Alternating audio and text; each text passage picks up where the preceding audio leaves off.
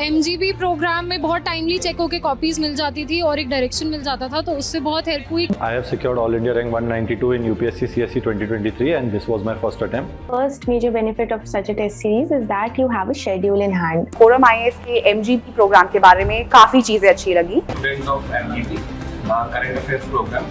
Means guidance program at ForumIAS. तो ये सब बहुत ज़्यादा beneficial था। The time taken to evaluate the copies is relatively less.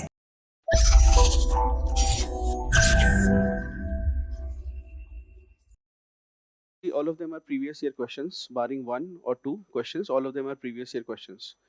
So what you have written is quite good actually. The absorption of the content has been good. I'm not sure how many wrote it under exam condition versus how many wrote it with open copy, but you fairly were able to write good answers. So even the case studies are previous year case studies. All right. So just among the good copies that I felt was, let us just take some of the questions that question paper है किसी का? अच्छा लेकर आया हूं मैं। एक दो चीजें थी, if you remember the first question, yes, what do you understand? Now you have to be ready for questions that are there, plus see two things that all of you need to understand. One is that there will be certain ideas which will look new to you, all right, but they do not, you have those ideas, but you have been, for example, you have to align your content or your ideas along what is asked.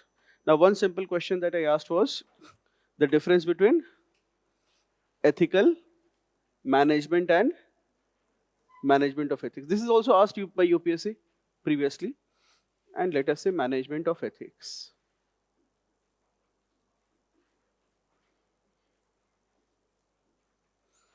Now here, for example, you may say, sir, this topic was not done. What I want you to understand is that what we have studied, you have to make sure that you are able to align your content along the question that is asked.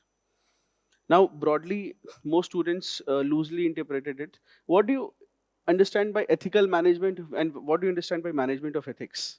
Just try, make an attempt. Being ethical in fault. From whose perspective is this seen? Not from the manager's perspective. You will immediately, now let us see, whenever you are thinking of writing answers, as we proceed towards the mains, thinking answers, be very practical. Don't first forget what you have read, first understand on a practical aspect, then you try to apply what you have read. All right? So when do you say, don't you, for example, when you give star ratings anywhere, don't you start rating that management is ethical or management is unethical? Management is, the behavior of the people is ethical versus behavior is very unethical or rude. Don't you start saying that? So therefore, when do you say that ethical management? When do you say the management is ethical?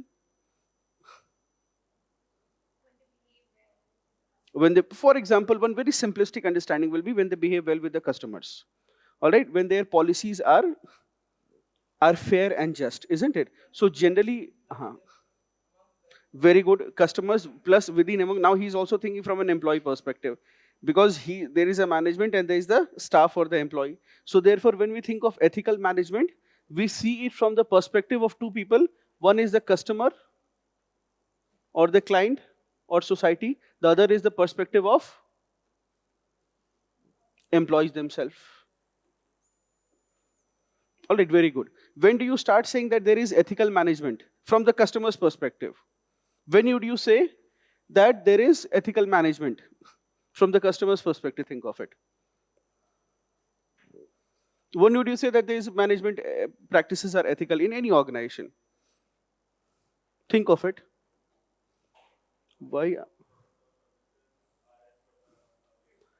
Yes, very good. See, very practical aspects. See, this question was asked that year and it was asked in a 5-marker. All right, 2, I think 5-marker or 5-marker में पूछा गया था. Now, whatever you know, you try to apply it as to the best of your. You say ethical is management is ethical when products or services are delivered as promised. We can take both a minimalist and maximalist view. But एक तो bare minimum they should meet, and second is what more I can get as a customer. These are the two things that you would want for. Similarly, bare minimum what I should get as an employee plus what more I can get. So that will be a maximalist approach, isn't it? So how you will think? Products and services are as promised. Second is what else would you say? there is, you say that management is ethical when there is grievance redressal. Okay. There is warranty. For example, you would say that the management is, so that will become very specific to a certain industry. Let us think of, using a more, this will be when they, for example, when they honor their promises. Or for example, when there is fairness, justice in their policies. When the policies are, also there is transparency in their policies. Isn't it? When the policies are very transparent, or when there is justness or fairness in the policies. Isn't it? That clarity is there. You could also say,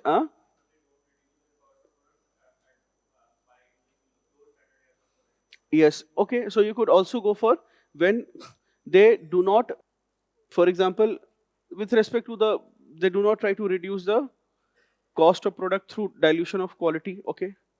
What else? Smooth customer and organization interface, okay, fair enough. Now think from a perspective of an employee. You're working in an organization, let's say you're working in Coal India or anything like that. Now you want to say that the management is very ethical here. Then what it will be? First is, you could say from the perspective, let's talk about women, from the very perspective of, ये अभी तक होता था फिर अभी नहीं हो रहा है ये, ठीक है कोई बात नहीं, I think यहाँ से ये board function से होगा, कोई बात नहीं.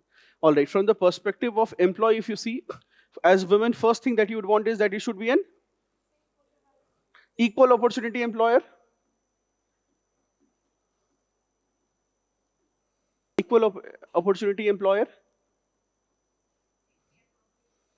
There is safety at workplace. Ethical management, safety at workplace. What else would you want? When their employee policies are again fair and just, and they are transparent. There is a fair appraisal system. When the management is ethical, when it takes care of employees' grievances, isn't it? Huh? Equitable remuneration, all right. When it also takes care of social safety, yes.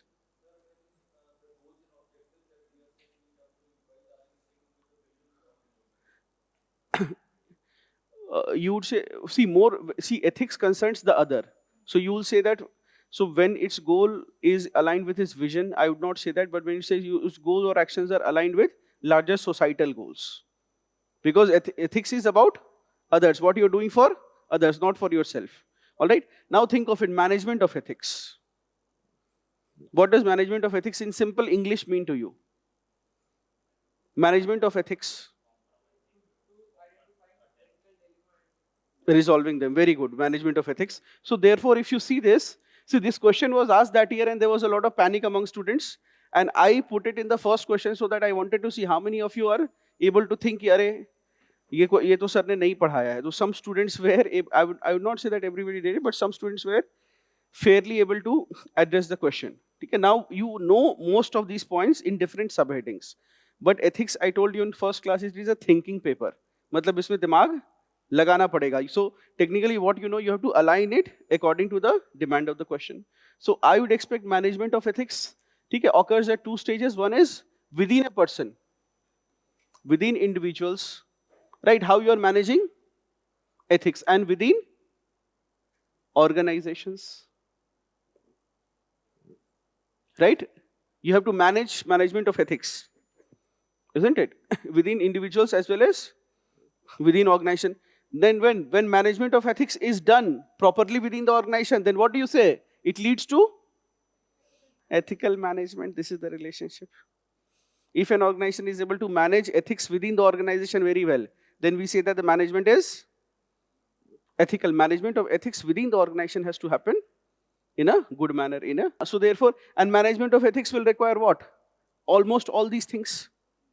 Management of ethics will again require also addressing conflict of values and conflict of identifying conflict of values, identifying conflict of interest. Management of ethics will also require conflict of managing good conflict of values, conflict of interest. Management of ethics also requires, what else would it require? Managing the ethics well within the organization. Almost all these things you could say, ethics, for example, grievance redressal mechanisms. Yes, it also means that the organization must be willing to penalize top performers when there is moral failings within the individual, isn't it? For the individual, management of ethics requires suitably identifying ethical dilemmas,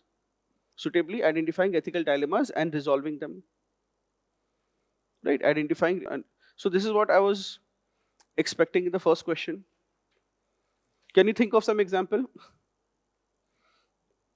When there is poor management of ethics within the organization. Poor management of ethics within organization. For example, the case of Chanda Kochar, which is going on right now, where there was poor management of ethics by Chanda Kochar as an individual herself, and within ICICI Bank, there was poor management of ethics. Why? Because it failed to clearly train its staff or its people in conflict of interest. They could not train it. You could say poor management of ethics will be there in, for example, in organizations where there is, for example, Satyam scam and other scams, you can say, poor management of ethics. What is happening? Adani's Hindenburg report. So, is a reflection not as much of Adani's wrongdoing as it is an example of poor management of ethics within the Adani group. We can say that it does not say that Adani group, we cannot say that Adani group is completely in the wrong, but we can definitely say that Hindenburg report points out to poor management of, yes, organizational ethics. That why you are not able to follow corporate. For example, recent in Byju's, a trouble is going on. EdTech bubble is getting burst right now. So what is the major problem here? It is an example of poor management of ethics. What are some poor management of ethics? Despite knowing clearly stated principles of corporate governance, they are not being followed for whatever reason, isn't it?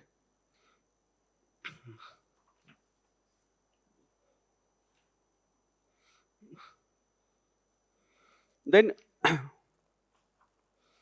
second question. So I also, bolo.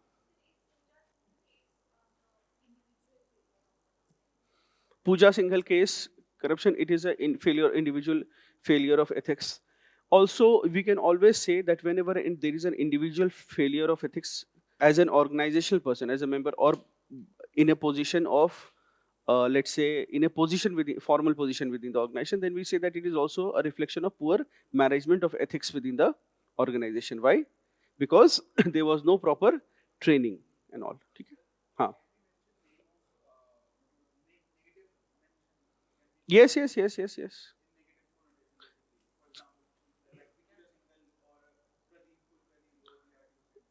Yes, you can do that. Huh. Yes, you can always write business ethics. See, in fact, we were doing the question that day, and we were doing conflict of interest. Now that day we were doing conflict of interest. Yes, we're doing that day, isn't it? Conflict of interest हम लोग कर रहे थे ना, उसको एक थोड़ा सा, अच्छा, I was seeing some copies which I want to show that they were, I mean, these are not the, lot of students are there, so it was very difficult to choose whose copy to show, but I found that this candidate had, again, not attempted the first one, so there was some integrity, or not written something very wrong, but that was the case, ethical management. But for example, I found this copy good because it was three things you remember about writing answers, bacha. One is that there has to be ease of read. If my task as an evaluator is easy, then your score will go up. If my task is difficult, then your score will go down. All right, that is one. So legibility is very important, as in how easily I'm able to read it. Second is identifying the different parts and subparts of the question. All right, so I should be able to identify parts and subparts of the question. Third is, which increasingly is important, which is very much the focus of ForumIAS, and that is increasing your content density. See, there are two ways how we score very high marks in the commission. One is by novelty factor, which means that there is something new and innovative, which is why you will often have beginner's luck. First mains is the best mains. Why? Because you'll write something and you may get up getting extraordinary high marks. Then, after that, second mains, it is becoming very difficult to score the same marks because you write something like that and now the exam.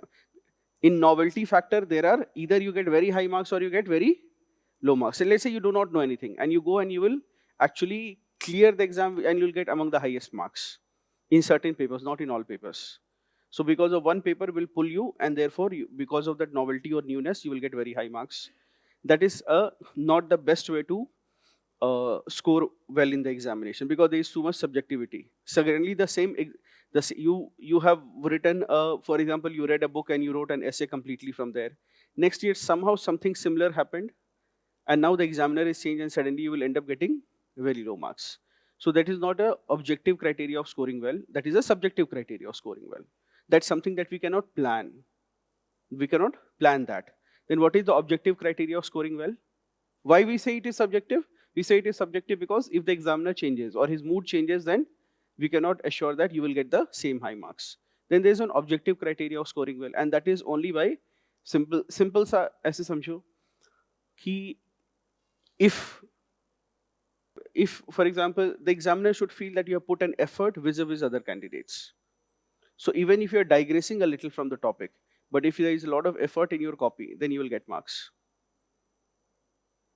Even if you're digressing a little, but you've written something. Remember, एक दो चीज जो which was very clear in the answer writing discourse in civil services. One was that you have to write answers that are very simple. They have to be understood by a 10th class student. The second is that don't just write what is asked, go beyond what is asked. That has to be there. Now, this often lesson is misunderstood by most students because this will depend on which phase of your preparation you are. For example, people who are just beginning answer writing, they must focus on what is asked. Then when you are just before the mains exam, that is the time where you have to focus not just on what is asked, but also going beyond what is asked.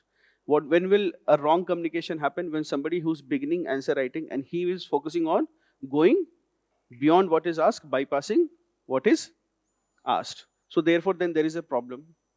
They are always looking for something new.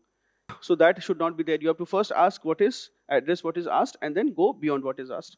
So for example, often develop negative attitude due to challenges at workplace. What leads to negative attitude in civil services? All right. So therefore, I felt that this person had diagrammatically and very clearly written down points, including weaponization of RTI, probably done in paper 2, and a well-formed conclusion also.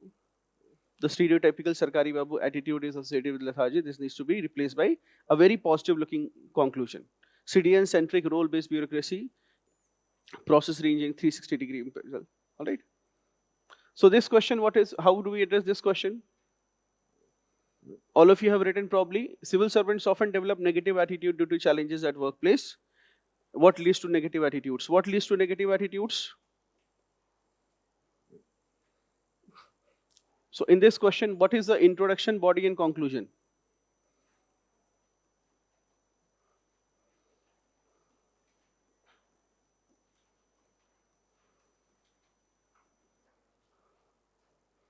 Intro, body, and conclusion. What should be the introduction?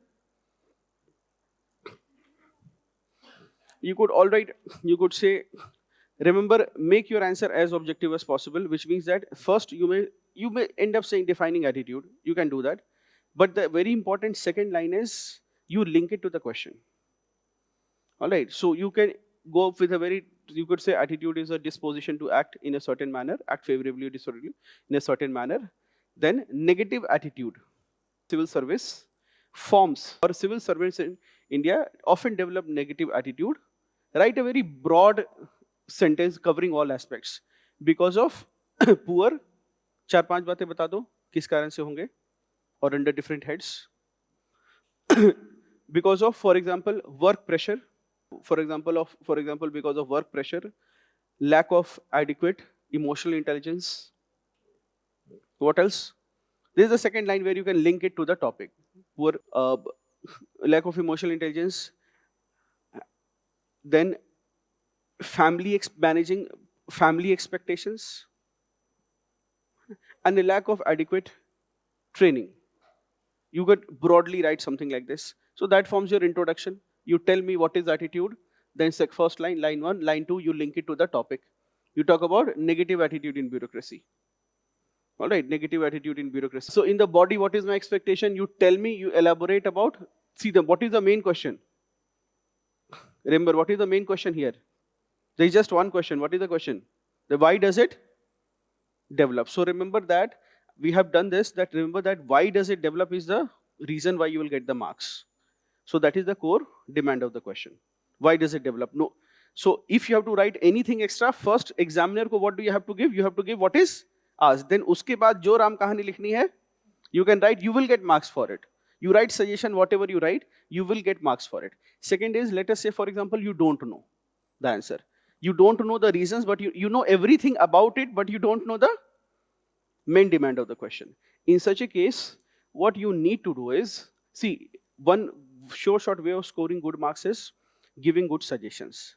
I'm telling you that if you don't know anything in any question, at least go for suggestion. Minimum 20%, up to 40 or 50% of your answer can be suggestions. Up to 40%, if you don't know, you just put suggestions, how this can be inculcated. All right, but I would expect that the first page, two things to remember. The core demand of the question has to be addressed in the first page itself. It cannot go on to the second page. If you are doing that, then by that time, the examiner has developed the impression that he does not know the answer. Acha. Now, for example, acha, ek cheez aur samjha. In humanities, you will always get marks for analysis, which means that you will write in brief, or for example, you'll in your body, this is your page. So you have written the introduction here. Now here your body begins, for example, or anywhere. So now your body, what is the main question? The reasons for why poor negative attitude develops. So here you will write, acha, you also want to highlight that what are the negative attitudes, right? You also want to highlight, but that is not asked in the question. And you know that because you have too many points for that, you want to benefit from that. So how will you ask it? If you just fill out too many things here in the first page without reaching to the main question that why it develops, then there will be a problem. So what is one good way of doing it? Yes, make a small diagram that negative attitudes such as irresponsive behavior, no non-accountability to people, then administrative apathy. You just put 5 adjectives or keywords, put it in a box, let the examiner have the benefit ki acha isne additional baat dali hai. But if you try to make it here and make it as a main part of the answer, then examiner thinks that it is, he does not know and he is just putting it like that. So there will be a difference, psychological difference in your scoring. What you have done, you have put it in a diagram which is not the core demand, but as an additional information. So now if you have answered the reasons for here, if you have answered it and in the next page, then for this you will get additional marks. But if you make it this as the main part of your answer, then I will again turn the page looking for the real answer which I'm expecting. Therefore, so what are some reasons for negative attitudes?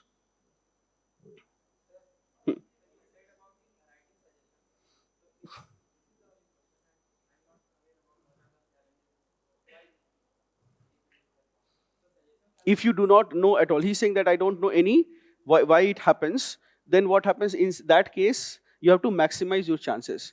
You focus on this content, that what is the meaning itself of negative attitude. That is a very conventional technique. Professors are fine with that. They say, remember some professors, for example, in Delhi University or even in Allahabad University, will say that they have to teach a topic.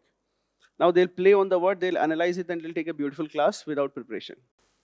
So that is the technique in humanities. You analyze the topic, what does negative attitude in itself mean? And then you fill it up here. And then how the attitudes can be changed. Yes, don't begin suggestion here, then that will be problematic.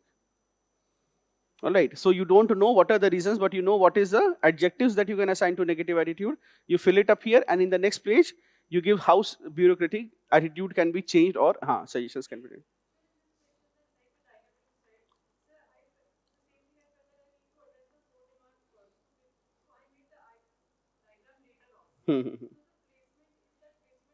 See the placement, why I'm trying to tell you why the placement, for example, see there is something known as content alignment.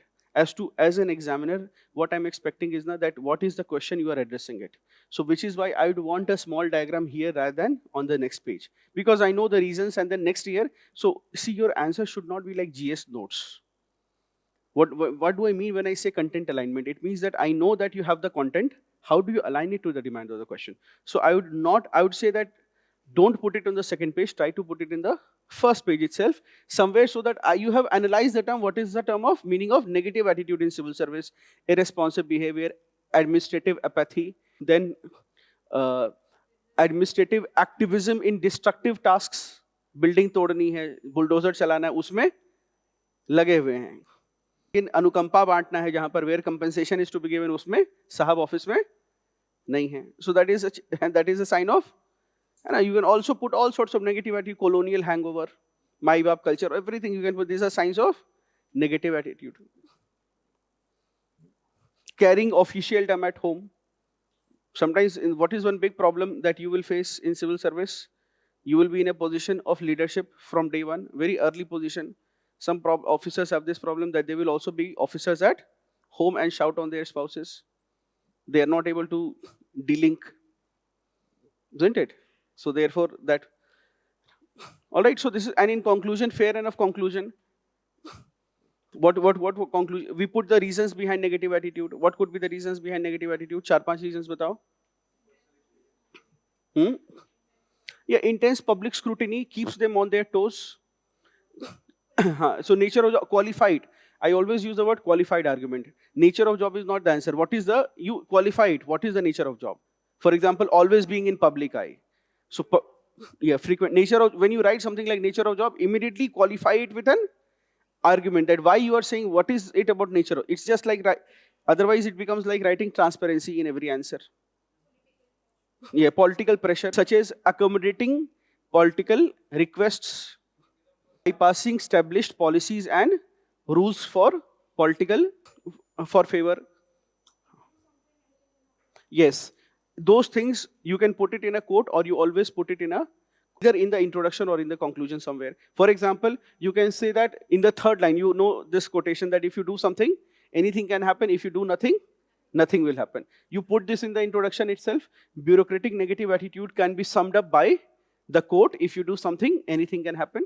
If you do nothing, nothing will happen. You can, yes, you can put this, I would say, in the introduction, or when you are trying to introduce the question. Introduce the, I mean, you're trying to come to the body. The other place where you can put something like this, all these jumlas that we have done, is in the conclusion part, where you give before the famous, very classical saying is there, the first impression is the last impression, and the last impression is the lasting impression. So while everybody has almost given up by the time of conclusion because they have run out of energy or ideas, in the conclusion you are writing that bureaucratic attitude must be changed from, if you do something, anything can happen. That is what I'm saying. That because in the conclusion, so the thing is, conclusion may be, you understand of it is as two parts. One is when you do not have time, you simply put a conclusion, way forward, or suggestion, something like this. That is your good conclusion. You do not have that much space, and it's honestly a, yes, your copy should not be empty. ठीक है, खाली नहीं होनी चाहिए. तुरंत way ahead बनाओ. एक चीज याद रखो, ह्यूमैनिटीज का पेपर है, खाली कॉपी रहेगी, एग्जामिनर नंबर कम देंगे. इस पर नहीं, इसीलिए all this प्रपंच of diagram is being said because you listen to Uma, she secured 3rd rank this year, so she was very intelligently, when she spoke very intelligently. So I think Aman sir was asking that what is the role of diagrams, and also very slyly she said, with a smile, she said that you also have to fill up the pages. So you have to make, now you don't have content, तो यही diagram तुम्हारा बड़ा हो जाएगा. But copy मुझे, when I'm an examiner, there are students who have filled up the copy very nicely, and there is you who has not been able to fill up the copy. Examiner is in a hurry, and the remuneration for checking the copy is not going to be very high in the government. He is in a hurry.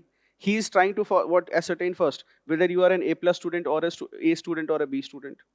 Right? He's trying to ascertain, and then his marking will be actually like that. Unless, so therefore initial questions become very important. Starting के 2-3 question में right impression पड़ गया, तो आधा एक number across will be carried forward until you bring the expectation down to 0 by writing some answers like that. हाँ.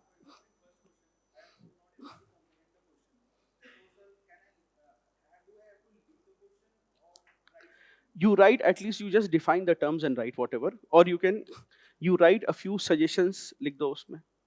Yeah, but don't obfuscate, don't write 2 pages, burning your time. No, so see, the thing is, effort is always rewarded. So which is why if you don't know, you write just half a page on it. But don't write 2 pages. Half a page लिखकर उसके बारे में कुछ लिख दो.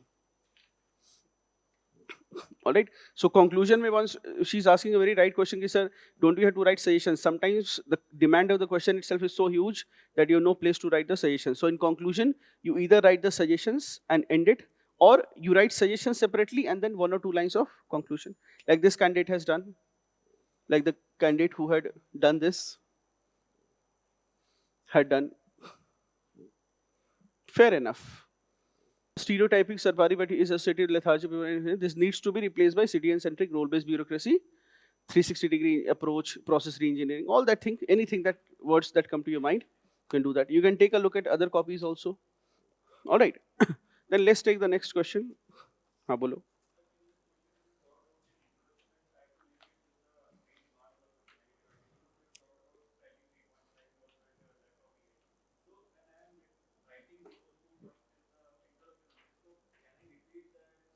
Yes, so what I try to do, you will not always be successful. Very good question he's asking, that sir, if I'm writing it, then I'll be missing it in the main body. So what can, for example, what you can do is, how to avoid this problem is, don't write specific things in the introduction.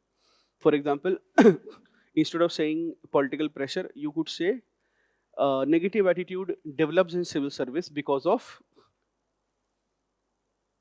work atmosphere or work condition,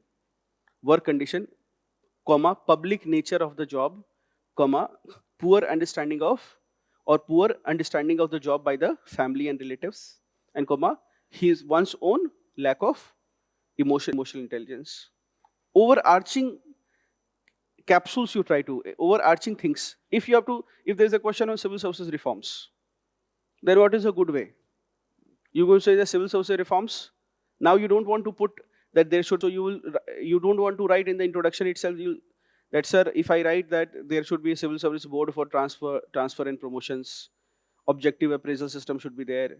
So how do I write this? Then you'll write something broader. That is, civil services reforms refers to what sort of reforms? Legal, constitutional and administrative reforms that concern what? You write broader things that concern recruitment, onboarding and induction, training in service and within service, promotion and transfers, and exit policies. You can also add these days one more line, and good mental well-being within the service, and good exit policies, clear exit policies, like if you will leave the service, then what you will get and what you will not get, what you can do and what you cannot do. So you have written down these capsules. Now I am an examiner, I am already knowing that he has written with respect to recruitment, training, promotion and transfer and exit. So I know that these are the 4 heads under which he will write the answer. I am already santusht that he has made my job easy. He has done his job also easy now. Now he will, in recruitment, he will simply say the recruitment should be based on merit alone. They should be generally done by, as far as possible, should be recruitment in government services must be done by established constitutional commissions such as the state PCS, joint PSC or the UPSC, and not by an executive body. Why not by an executive body? क्योंकि वहां पर scam होने के तुरंत chances होंगे. Right? There is a lot of political pressure. Whereas if there is a PSC involved, then the political pressure will be much less. It will be guided by its own morality. But here, 100% chances of compromise will be there. So you can also write recruitment at a young age should be there, so that there is idealism in government service, because all those things you can write with respect to recruitment. Then with respect to promotion prospects. So you divide your answer into several parts. When I'm reading your introduction, I'm satisfied that you know you have understood the question. So already I'm in a good mood that I will award him the question and award him the marks, and I'll move to the next question. All right, the next question, emotional intelligence is the ability to make your emotions work for you instead of against you. Do you agree with this view? So few things, don't begin by saying that yes, I agree with this view. This question was framed in a certain manner. Okay, do you agree with this view? So do not say yes, I agree to this view, because clearly it is an agreeable view. All right, ability to make. So therefore, in this question, you can define emotional intelligence, and then how is the ability to make our emotions work for us? How can we make our emotions work for us?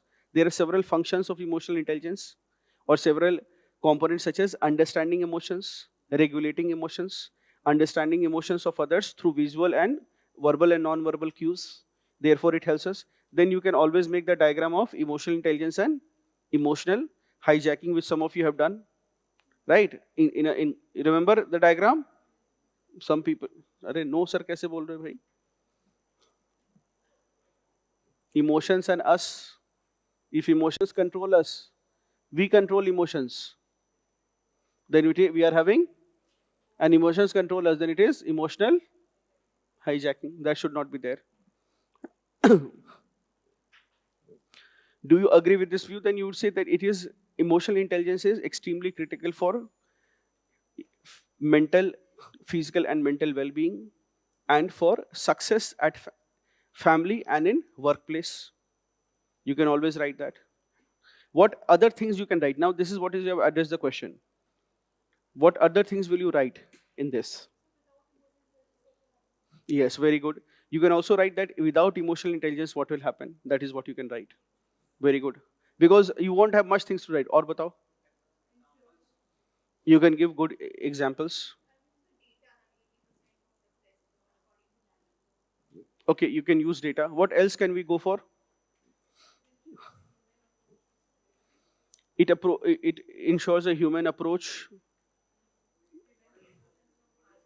ठीक है, गोलमेंस model जब बनाओगे box में बनाना, make it in a box so that the evaluator has the make it in a box. You can put examples. You can also talk about adversity quotient.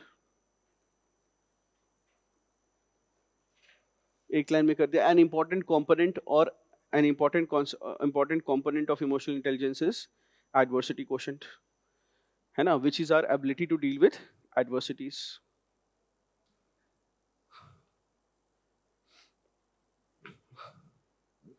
Emotional intelligence is, you can add further dimensions. Emotional intelligence is not only important for us to deal with failures, but it is also important to deal with success. There are enough number of examples of successful people who could not manage their emotions well and went into rehab or committed suicide. I think there is a 37, what is the group name? A certain age, many people commit suicide. 37 club or 39 club? Club 27. Club, who all are there? Few people. Amy Winehouse, Kurt Cobain, Jimi Hendrix. And in India also we have, for example, you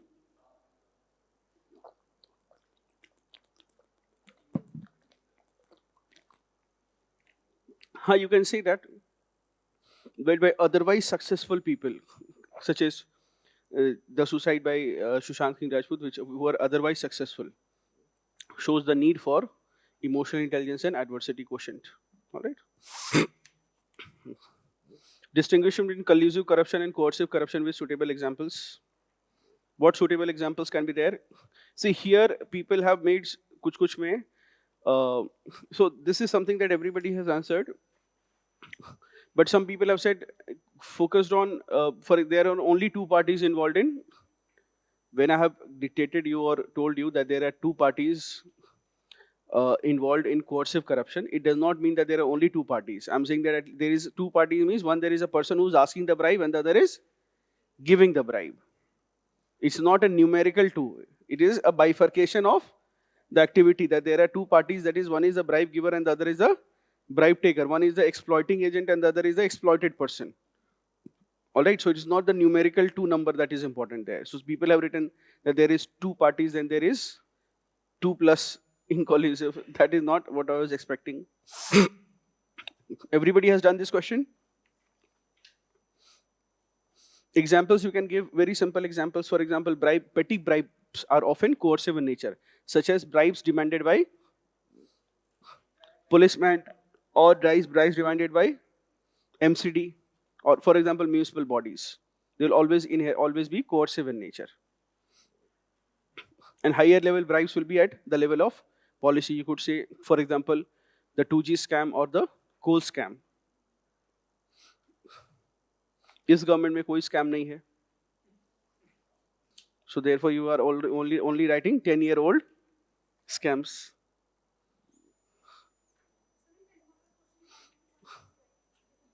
I would not restrict it to a number of points. Some students say that I write 10 markers 10 points, 15 markers 15 points. Some students say that. But मुझे copy भरी चाहिए और मुझे I want substantial, which means that it will completely be depending on how others have written.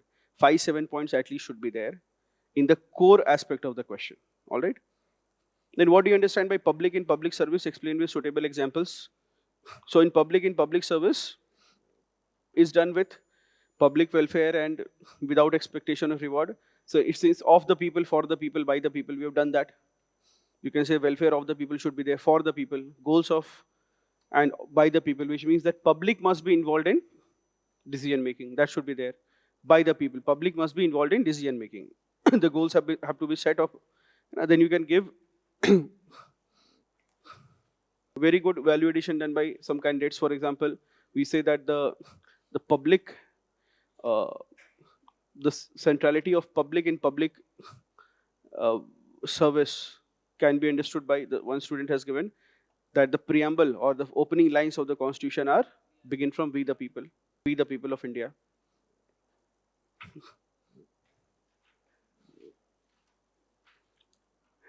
It will include examples, public service, will include complete public utilities, provision of public utilities such as electricity and water and gas supplies. These are also examples of public service, one set. The other set of examples will be merit goods or goods that are supplied by a welfare state such as health and educational services. All right. What are merit goods? Goods that everybody needs but not that everyone can afford or pay for. What else will be there? Yes. The wider sense, it will include the private sector activities that have wider implications on the public. And what will that be? Yes, you could always include Google Maps, social media, messaging applications.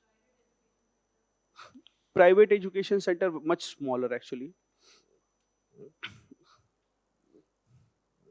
Much smaller, but social media companies and all these things.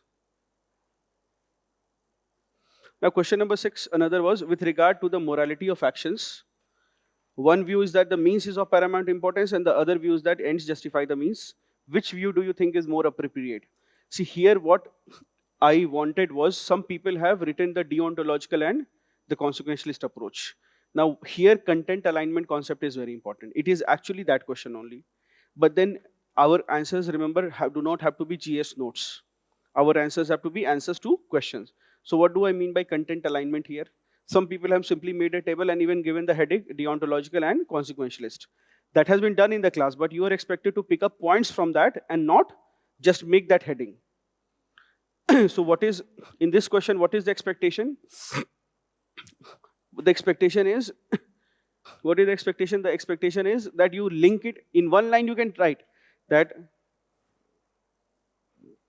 the means ends debate, the means or ends debate is a perennial debate. The means ends debate is a perennial debate in moral philosophy, permanent debate in moral philosophy and in deciding the morality of an action. A lot of people believe that means are more important. Means are more important irrespective of the ends. This in bracket you can write, this is the which school? Deontological. Others believe that if ends are not good, or ends are more important than the means employed, which will be a consequence, in bracket you can write the consequentist approach. Now here you can say that which view is more important according to you. You write the pros and make a table, but the heading don't put deontological and consequentialist right from your notes. The heading you put means greater than ends and other is ends greater than means. You write that. that is more important, bacha. But if you simply, so what you have to do is you have to align the content that you have in your copy as per the demand of the question. You can write about means is more important. Why? Because there are, why is means more important? Why is means more important? Huh? All right, because, okay, you can say that means are more important. Some philosophers such as Immanuel Kant have given a duty-based approach to ethics. They say that duty is more important irrespective of outcomes. That is one argument. Huh? Okay, Mahatma Gandhi's example. What is the other argument? Means are more important? Yeah, the universality principle of Immanuel Kant says that we can say that an action is moral only if it can be made into a universal law. What other arguments are there? Dharmo rakshati rakshita. Yes, that we must follow, the means are more important and rules must be followed, because if we do not uphold the rules, only if we uphold the rules will the rules or the law shall protect us. All right, what? But there is the doctrine of slippery slope. We have done this? किया है नहीं किया है? कर लो इसको.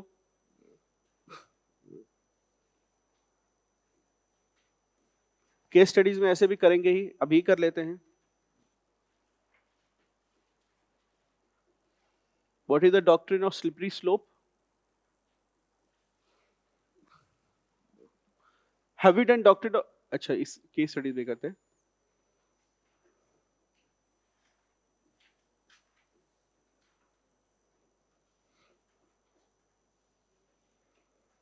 Paulin's principle. 3 doctrines for case studies. These arguments we'll also use in the case studies.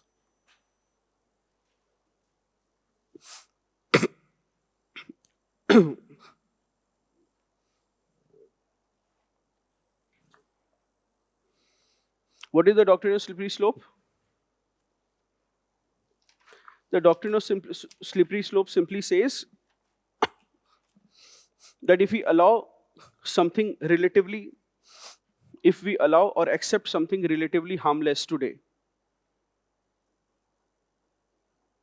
if we allow something relatively harmless today, we open the gate for, we allow something relatively harmless today, we open the gate for something much more harmful becoming acceptable. We open the gates for something much more harmful becoming acceptable.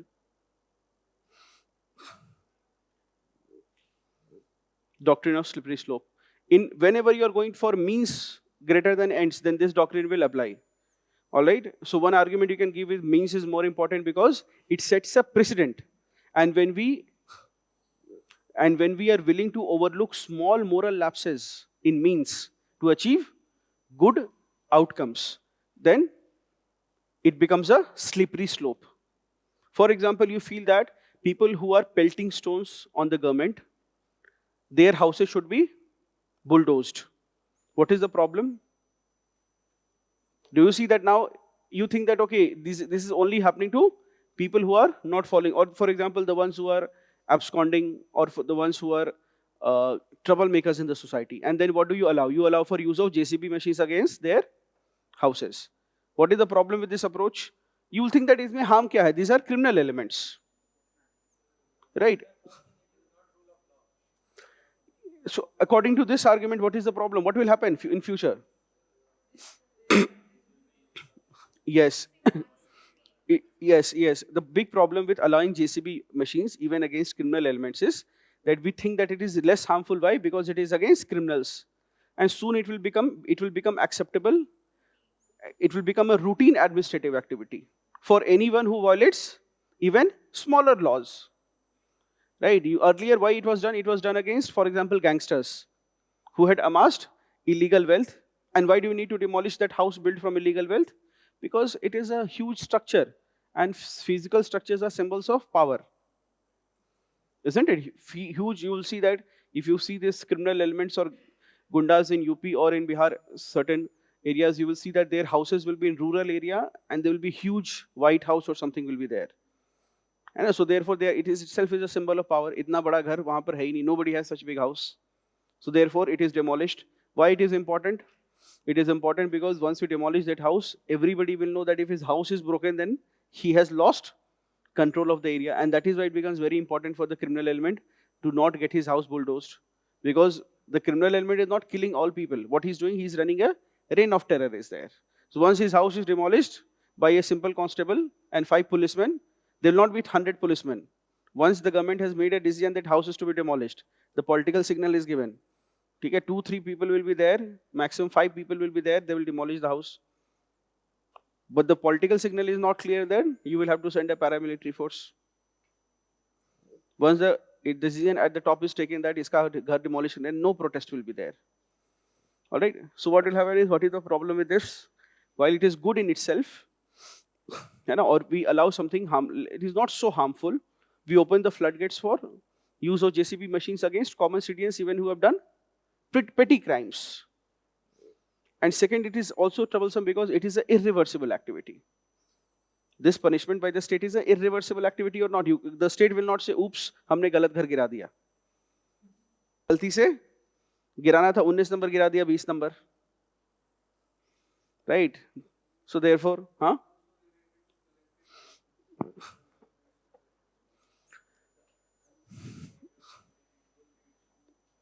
yeah, that is so. It is also a sign of collective.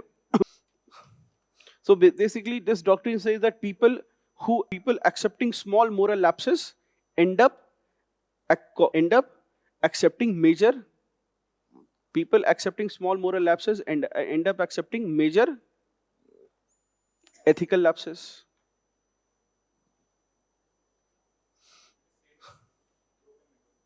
Yes, broken window syndrome. Okay. Doctrine of double effect. What does this say?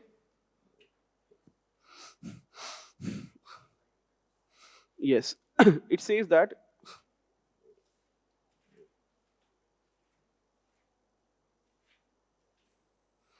if something morally good has a known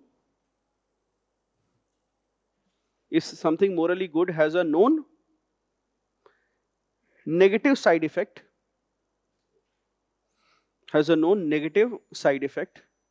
then it is morally acceptable.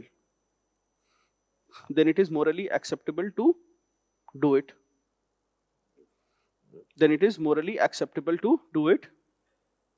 Subject to first condition.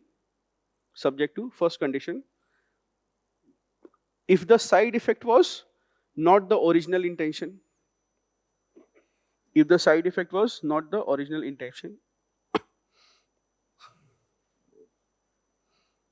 And second,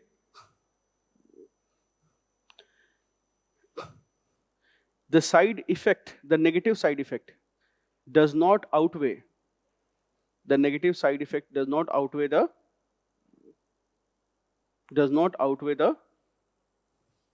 the negative side effect does not outweigh the morally good action.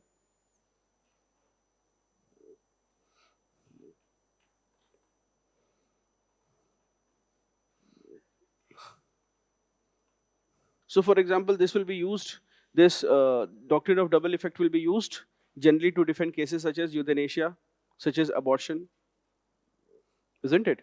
In abortion, we know that abortion is being undertaken. What is the negative side effect? A baby will be killed. What is the morally acceptable thing to do? The morally acceptable action is undertaking the surgery to save the life of the mother, which is morally acceptable. What is the known side effect? A baby will die in this process. This is acceptable when the known side effect is not the original intention. Means when it is not done that with the purpose of killing the child itself. The purpose should be what? Saving the mother, not killing the child. If the negative side effect is the original intention, then it is not allowed. And second is, what is the benefit what is the negative outcome should not disproportionately outweigh the good. Is this clear? All right. Pauline's principle will do बाद में अगले topic में. Okay. Then mandating CSR by law is antithetical to the spirit of philanthropy and does more harm than good. Do you agree with this view? All right. Mandating CSR is, by law, is antithetical to the spirit of philanthropy and does more harm than good. Do you agree with this view? You define in one line what is corporate social responsibility. You could say that a minimalist approach to corporate social responsibility means running the organization or the corporate in by way of good corporate governance. A maximalist approach, what does it say? It includes the wider responsibility to the society and the environment. This is in one line you have introduced the topic that what is CSR, you understand. The second, link it to the topic that CSR in India is mandated by Companies Act 2013 through the CSR clause or often popular. So now you are, the second paragraph or the second line you are linking to the topic. Now you have two arguments to what should we see. Now which part you will write first? That there are two, one view is that it is good, other is that it is bad. Which part will you write first?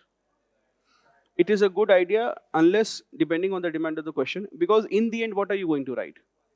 You're going to write positive. So you write that critics argue that this is bad in law. Thinkers argue that, or critics argue that it is mandating CSR by law is bad in law because you write 3, 4, 5 points. Everybody remembers what were the points? Ek do bolo jaldi se. Yes, it goes against business ethics and accepted Friedman's doctrine that the business of business is to do business. It is often seen as a forced philanthropy. It is seen as a new form of tax by the government. Very good. No, greenwashing is not. Greenwashing will not come here, bacha. Greenwashing, what does greenwashing mean? Acha, you are saying that. So you say that it is. So one is that it is bad in itself. The other set of arguments will be the bad that it will cause. And it may lead to practices such as greenwashing or spending on, for example, marketing activities, greenwashing, etc. All right, so 4, 5 points. Then it makes the otherwise philanthropic task of giving, it makes it a legal forced, which is not good. It repels foreign investments in the country also. There the government legally charges 2% of your profit. Yes, it also makes a social responsibility, which is a moral responsibility or something that is moral. Social responsibility is something that arises from morality, and that is suddenly becoming a compliance cost. But then we'll say, however, and we'll write all the good things that why it is good. Okay. In one way, you can say that a legal requirement awakens the conscience of those who do not feel. Second is, for example, by a statute of law, when this is made as a statute of law, then the expectation is, what expectation is there? Yes. Law leads to the creation of morality in society. So therefore, it is good that by law, if it is happening, then it will raise the standards for morality among corporates. You can also write from economic perspective saying that India being a poor country, corporate social responsibility is much needed. All these things, in the end, you can write. Then you can give arguments for compassionate capitalism, yes.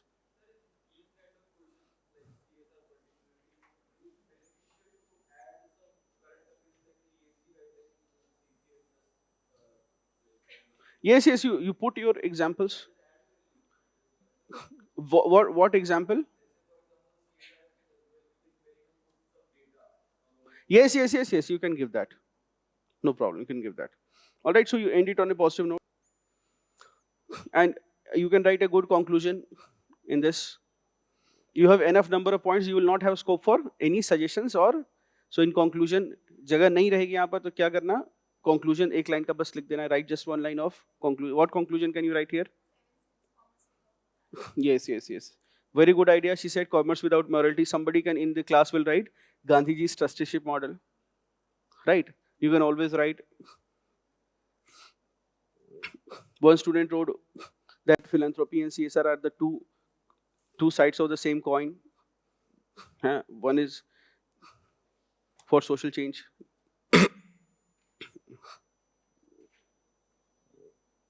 Then next, ethical behavior in public service is considered as a blend of moral qualities and mental attitude. How we will address this question? Ethical behavior in public service is considered as a blend of moral qualities and mental attitude. This is an introduction.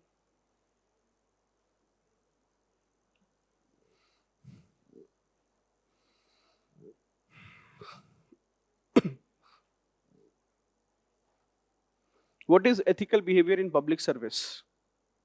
Write one line about what is ethical behavior in public service. बहुत simple. Then you link it to the topic. Ethical behavior in public service. What can you write about it? बताओ.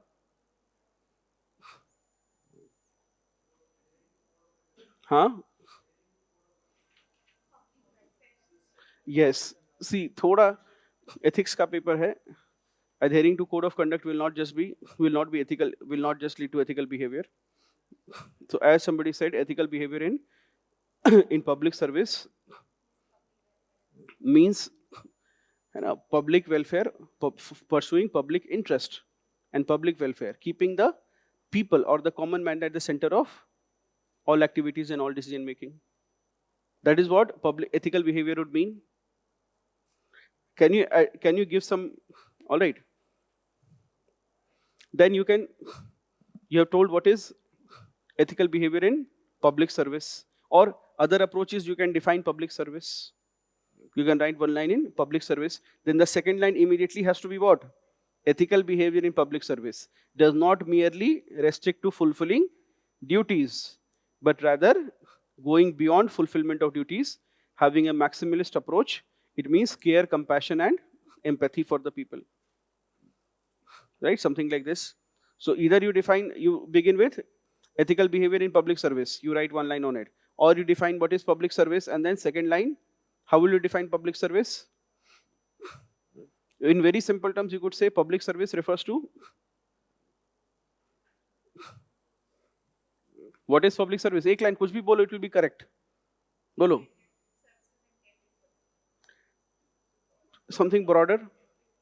It refers to the wide range of services, right from provision of utility, उसके bracket में public service refers to the wide range of services, from utilities such as electricity, ये bill, to merit goods such as health and education, to maintenance of law and order. This is what is public service. And second line, all these things, this will include all public. Three kinds of services you can see. One is the utility services, bijli, pani, batti, ये सब हो गया, for which government is now saying that we will create separate companies. We will not do it directly. So we will, for example, transport, we will not have a department of transport. We will create DMRC. It is a company. You are aware, Delhi Metro is a separate company. We will create corporation company, BSNL. Earlier it was the Department of Telecom. Now we have BSNL, Bharat Sanchar Nigam Limited, a company of itself. So that is also public service. The other is welfare activities, merit goods or welfare, such as health, education. And the third kind of service is maintenance of law and order. You can say this. Then ethical behavior means, ethics in public service means going beyond the performance of duties to be responsive, caring, affectionate, all this. Then, so you have written the introduction. ये आपका introduction हो गया, ठीक है? Then what happens? You'll come to the body. Body में what you'll write? Ethical behavior in public service is considered as a blend of moral qualities and mental attitude. You eliminate what are the moral qualities and what are the mental attitudes. इस पर थोड़ा brainstorm कर लो. थोड़ा, if you think of it, what moral qualities would you ascribe to an ethical public service or ethical public servant? Very good. Think of the adjectives. Okay, integrity, honesty, compassion, empathy, dedication. Anything else? What attitudes can you think of? You can all put it in a single box, or you can separate the moral qualities and mental attitude. We put it as a moral quality, no problem. Dedication as a moral quality. Attitude, yahan you can say dedication ko, we'll put it here. What are the mental attitudes that are needed? What? Yes, solution oriented, optimistic attitude, scientific and objective attitude. What else? Yes, dedication, that attitude will be needed. Dedication to public service is needed. right? Mental attitudes. Then there is irresponsive, responsive to public needs. और बता दो what attitude?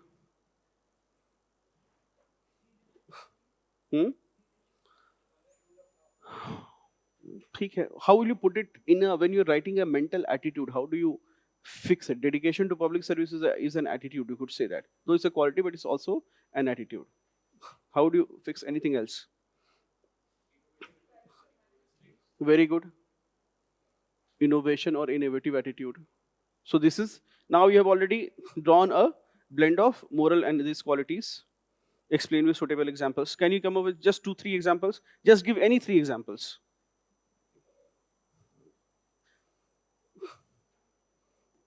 If you can think of public administrative officials, any 3 examples? Very good. E. Sridharan example. With his moral qualities, non-compromising integrity, honesty, dedication to public service. He was the one who to deliver Delhi Metro before time. Think of any other person. TN session, we have done this. Implemented model code of conduct. You can give the example of Armstrong Payne.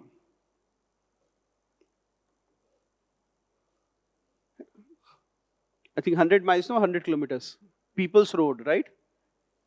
So when he did not have funding for building a road, in which state? Manipur. He enlisted the services of the common citizens who worked without pay. Okay? So he enlisted the services to build the People's Road.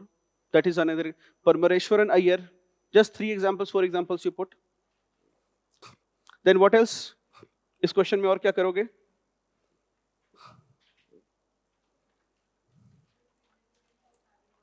Significance, or another is that how we can inculcate this. So you come up with something like suggestions.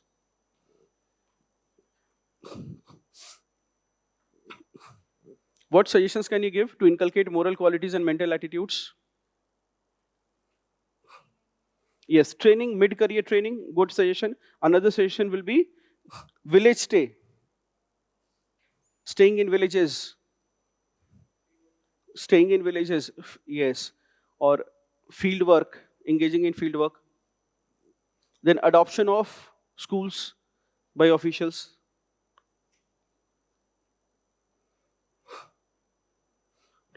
Team activities in government offices.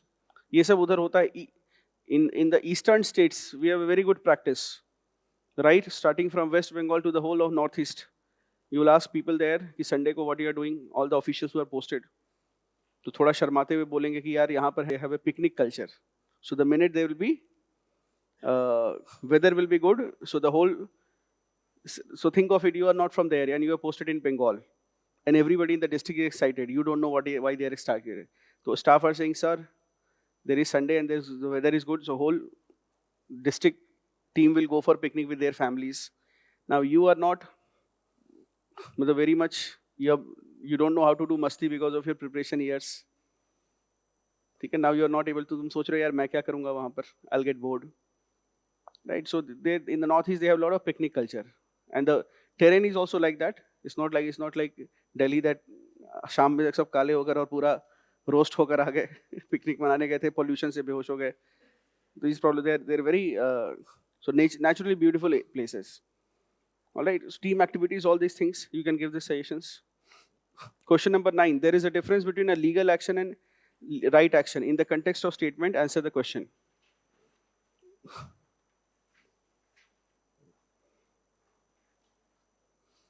This question was difficult or fine? So legal and right action in the context of this statement. First is, what is legal and what is right? What is legal versus what is right? एक line बता दो introduction में. Legal is something that is clearly enunciated or written by law, and the important part about what is legal is violation is punishable. This is the most important aspect of something that is legal. लिखाया हुआ आपकी copy में. And what is moral?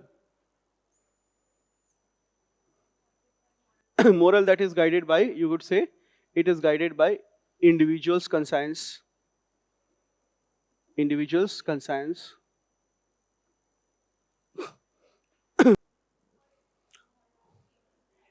or individual's conscience plus morality of the society. Very good. In one line you have said this. And violation will lead to what? It may lead to social sanction or individual dissonance and discomfort. तुम्हें लग रहा है ये सही नहीं किया तुमने, तुमसे करवा, you feel that you didn't do the right thing and you were forced to do it, isn't it? So therefore whole day you will have a bad time, you will have a discomfort. So this is your introduction. Now coming to the body, what will you write? Now the body has two specific questions. What should you do when there is a conflict between two as an ordinary citizen? When there is conflict, what will you do? Batao?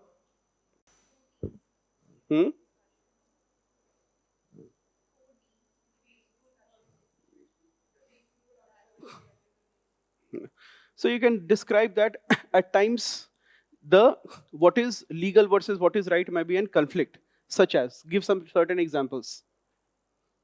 Can you think of some certain examples?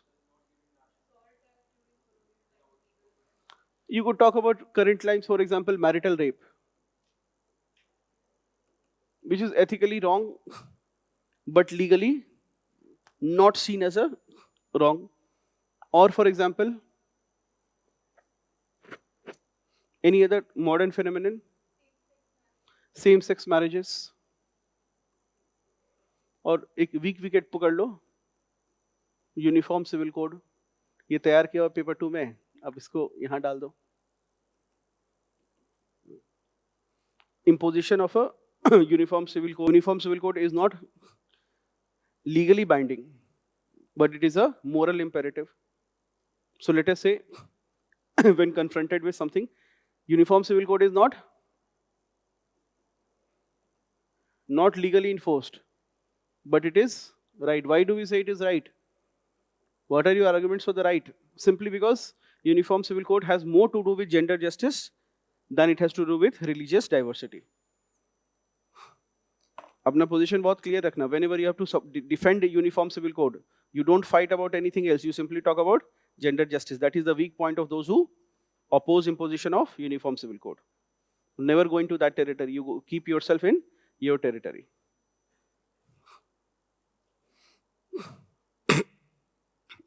Then they'll say that in the parliament also they discussed, then why did not they bring, if they could have brought, the constituent assembly discussion was there and parliament also, early parliament discussion was also there. And then you simply give the argument that because there was less representation of women in those parliaments, women were not so vocal. And the understanding that it is more to do with gender justice. Also women had been given certain rights during that time. So what should you do when there is a conflict between two? Conflict के बाद two choices. In case of conflict,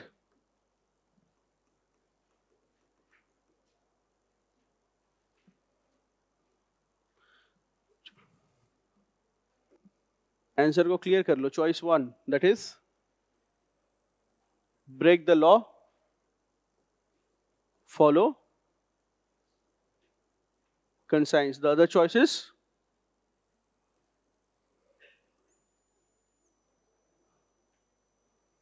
accept the law and do not listen to conscience. और हमारा क्या रहेगा answer? इसमें कर देंगे middle path.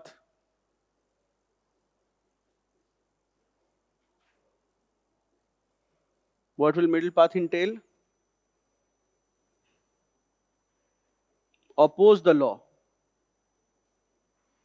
All right? Through what? Yes, debate, discussion, dialogue, anything else? And dissent. But do not, or you could say, but do not break the law. We talk about how in democracy, so this is our position in when you are a conflict as an ordinary citizen, what you will do. All right? Does your answer change if you are a civil servant? So देखो time कम रहेगा तो क्या करना है? कहना कि my answer does not change.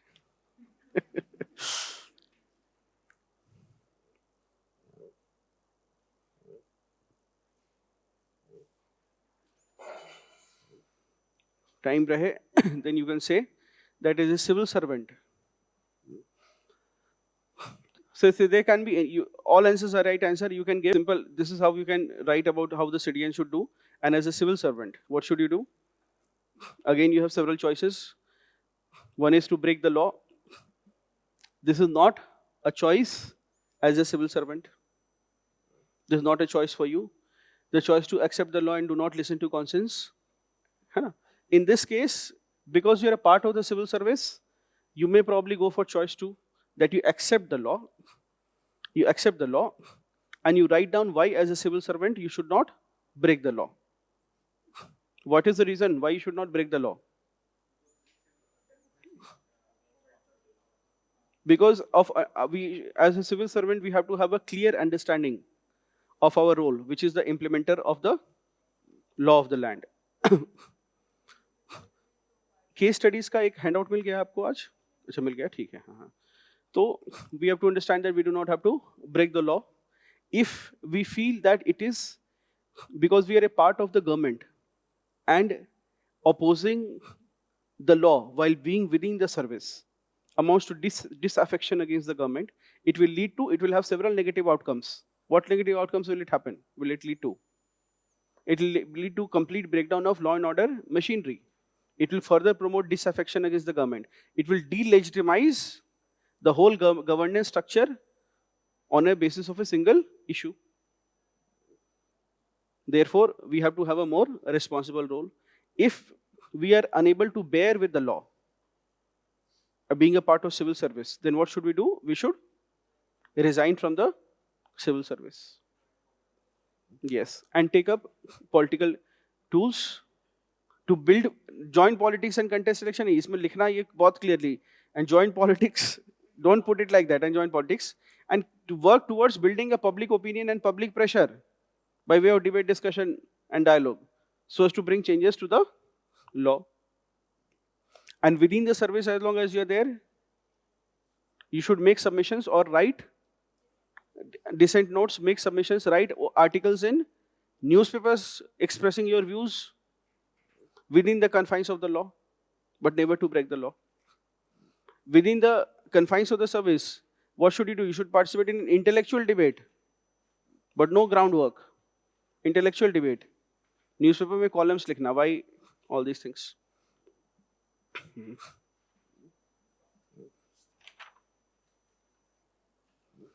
Question 11, how ethics plays a role in conflict resolution and promoting social and human well-being? Now, first thing, how does ethics play a role in conflict resolution and promoting? So this question has been asked in UPSC. The question was asked was, how ethics plays a role in promoting social and human well-being.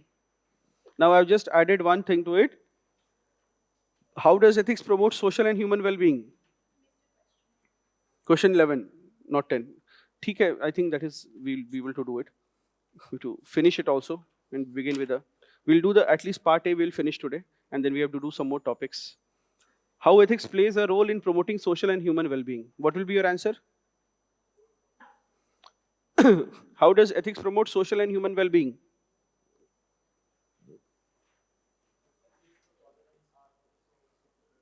Yes.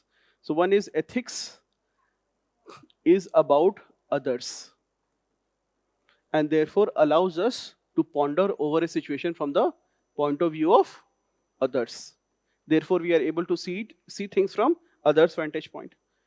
Second, it leads to tolerance towards ideas of others. Yes. Then third is, a study of ethics helps in identifying moral principles, ethical or moral principles plus right conduct. हाँ, इसके बाद वही होगा, identifying ethical principles and the right conduct, and therefore pursuing a right conduct promotes social and human well-being. When we follow the, हाँ बोलो, कुछ नहीं बोलना है, मन की बात सिर्फ एक ही आदमी करेगा यहाँ, हाँ? बाकी सब मन में रखें. हाँ बोलो. Yes, enables us to follow our dharma or our duty. It is the same dharma. It is this same dharma which guides a Hindu family to save their Muslim neighbors and Muslim families to give shelter to their Hindu neighbors when there is a religious riot. Because we know as our dharma not following from our religion practice but following from our duty as a neighbor.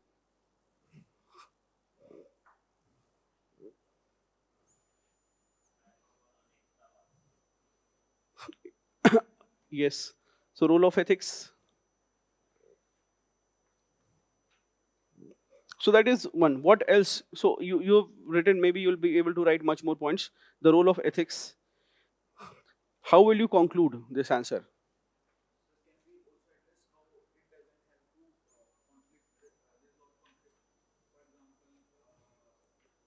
So no, so when you are going to write this, you have to align your point to the demand of the question. So he's saying that one of the lacunas of ethics is that it will not always help in resolving conflicts. So you, yes, no, so that's an additional point. So when you write that, you have to justify, still justifying that role of ethics is there. If you just write it as a hanging point, that ethics does not help us resolve conflicts, then it is not going in sync with the answer. Then you will always write something like ethics may not help in resolving all conflicts, but it definitely helps in knowing the understanding of the issue, of the contentious issues. Role has to, you do not just write that it often does not help in resolving the conflicts. Okay, but it helps us understanding and exercising free will. Right? How will we conclude in this?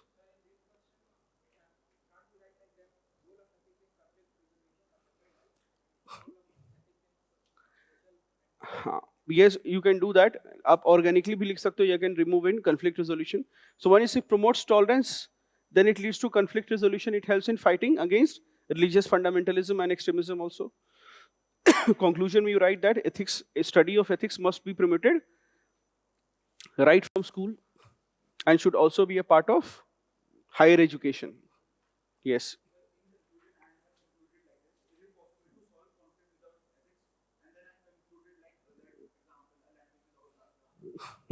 That is also fairly good. While it may be possible to resolve conflicts without having studied ethics, but just like it is possible to speak language without knowing the rules of grammar, but when in case of a doubt, it is always recommended that we know the rules of, alright, you can do that. Then last question, what does each of the following quotation mean to you? Happiness is the meaning and purpose of life, the whole aim and end of human existence. What does this mean to you?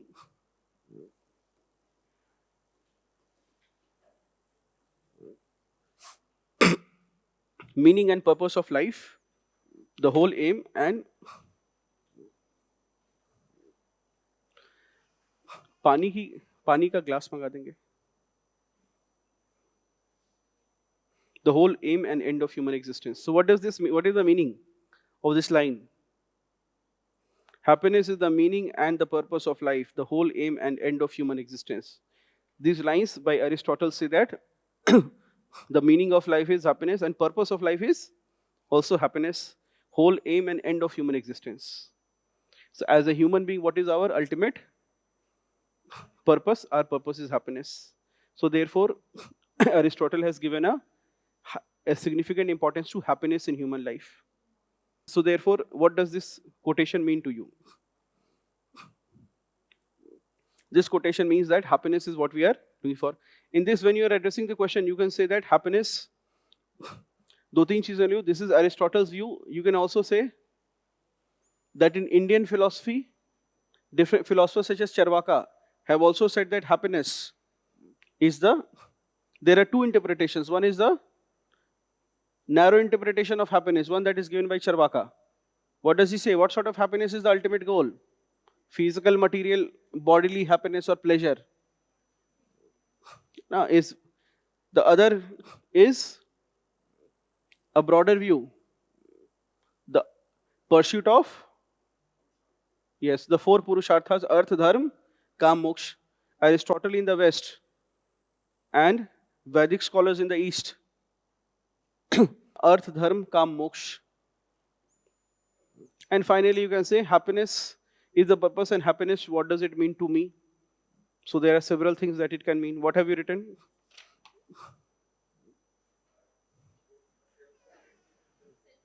Yes, self-realization, self-contentment, self-realization. All right.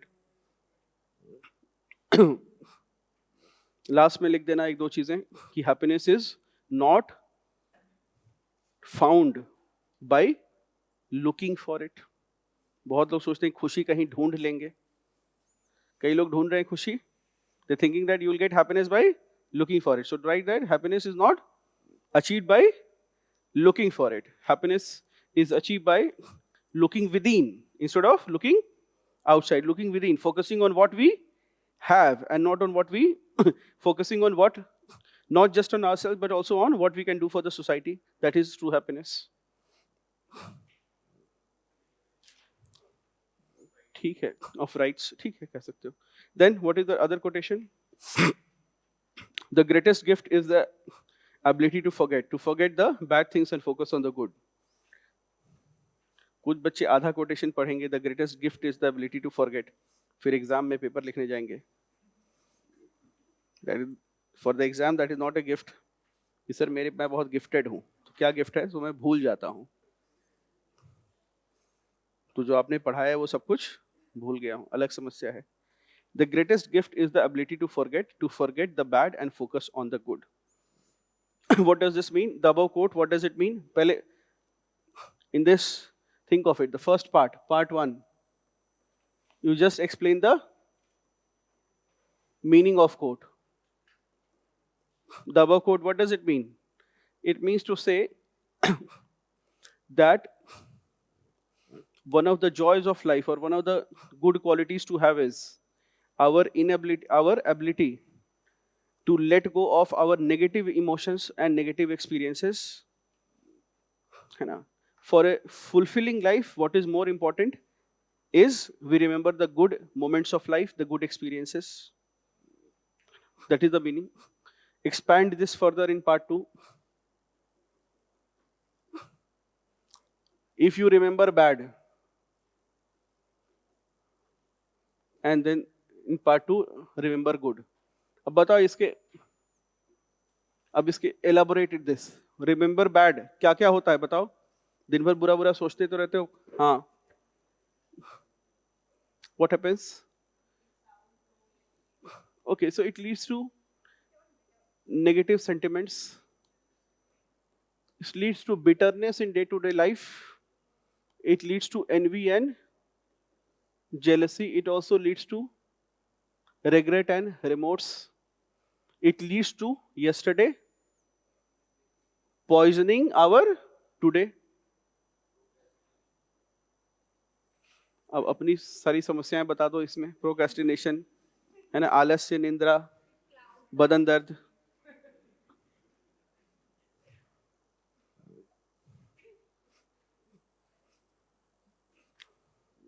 It overthinking or focusing leads to feelings of, leads to revengeful attitude. Clouds our judgment. देखो सारी चीजें class में कराई गई हैं, कोई बाहर की नई चीज कंटेंट नहीं है, फिर भी नहीं लिख रहे हो. Remembering bad से pacifist you will not become. अच्छा, pessimist attitude. थोड़ा कॉफी कर दो, इतना थोड़ा छोटा कॉफी कर देना अगर होगा तो. And remembering good, what will happen? Yes, gratitude and gratefulness to what we have.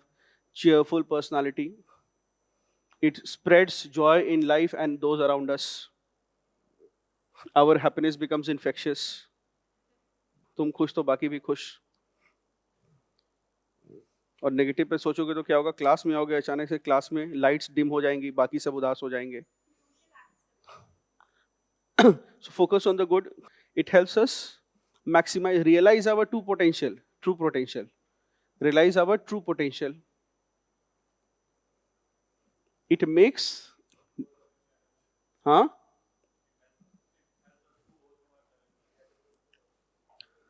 Bolo.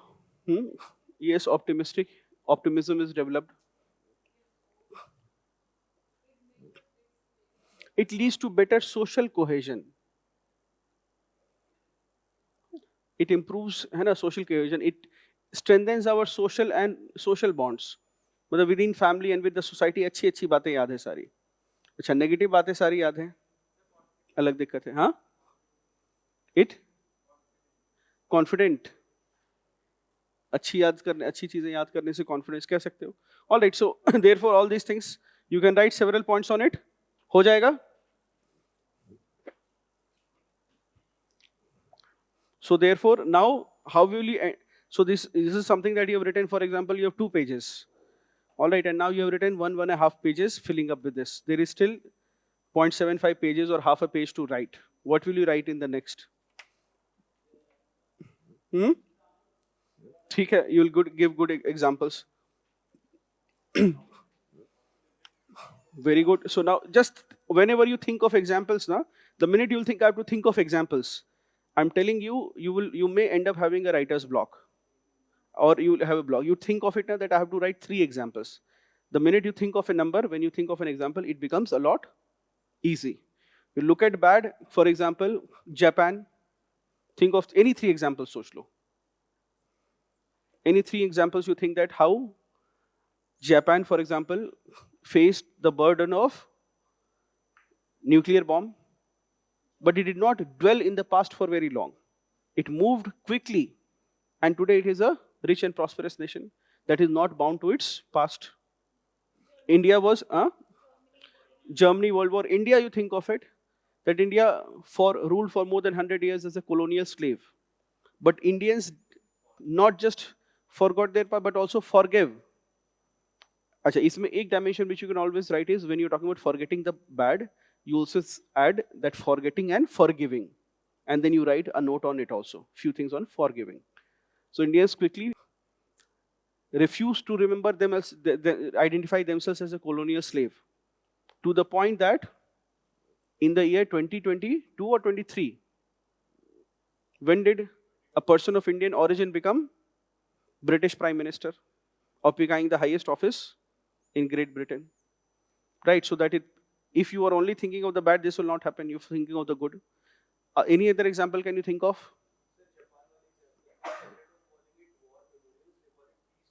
Yes. Japan's example, instead of calling war memorials, they call it peace museums.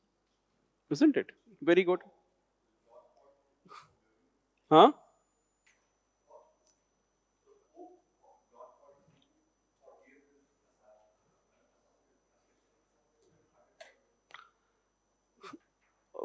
Okay, I will not.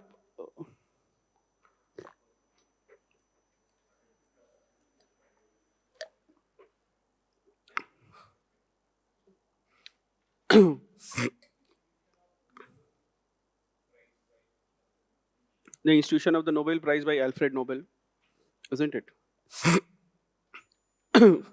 Punjab forgot the partition, the grief of partition, and the Jallianwala Bagh, and focused on the good, today becoming one of the most prosperous states of the country. All right?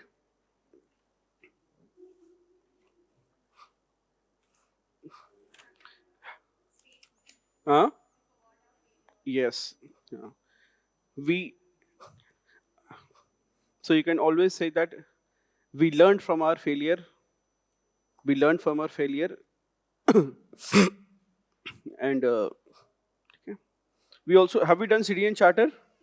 Okay, City and Charter and Sevaottam model. Sevaottam is a favorite topic of UPSC. एक बार कर लेते हैं, what is City and Charter?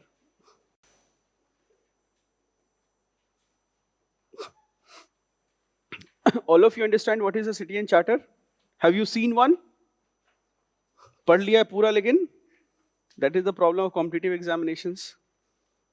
That you will write an entire essay on elephant, but कहेगा पीछे देख लो पलट के, हाथी आया है, नहीं देखेंगे. पढ़ लेंगे सारा. Skin thick होता है, tail होता है. We'll begin this by actually, let us say if Internet Explorer lets us do that.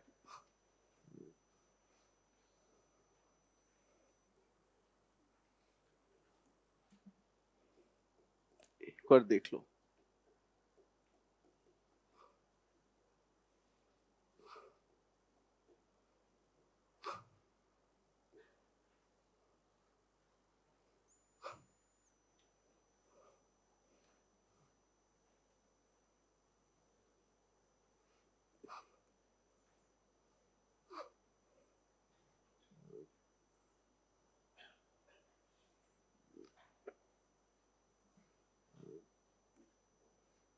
Do we have Chrome or something?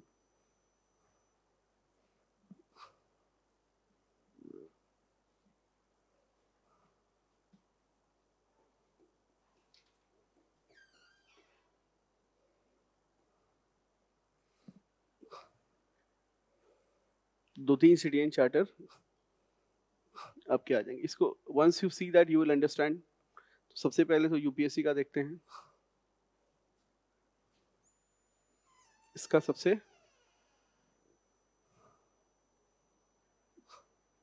हल्का होगा.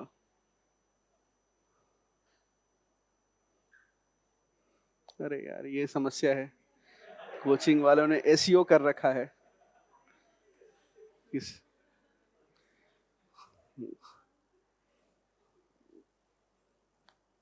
ये सबसे हल्का वाला CDN चार्टर है. इसमें इन्होंने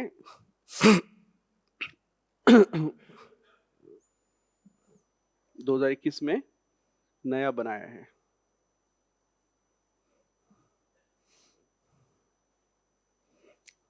So what they have given is they have given brief history, preamble, mandate of UPSC, methods of recruitment, direct, through, something something something. ये list of examinations for which they take it, and they have given a FAQ. Low powered jammers they are using in certain states. Okay, so that is one example. Now let us say you try to see CDN charter जिसको actually में जिसको जरूरत थी सबसे ज्यादा. Think of India Post. It is a completely customer facing agency, isn't it? This will be a proper CDN charter which is actually needed. So CDN charters, this is a CDN charter which is actually needed to be framed, and this is the original.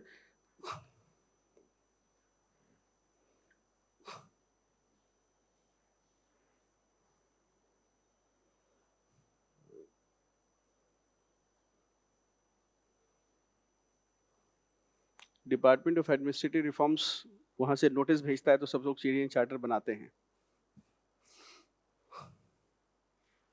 So everybody will be asked to submit. So you will realize what is a CDN. You will also be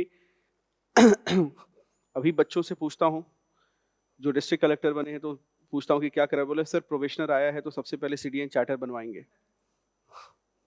एक अच्छा काम है, इसी में 20 दिन उसका निकल जाएगा. बट टेक्निकली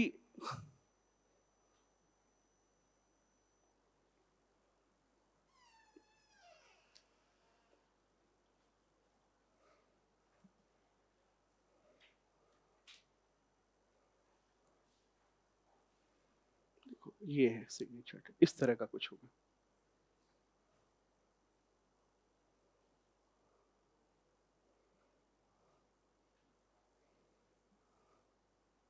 देखिएगा ये. यही प्रॉब्लम है CDN चार्टर की, दिखेगा नहीं और लोड नहीं होगा.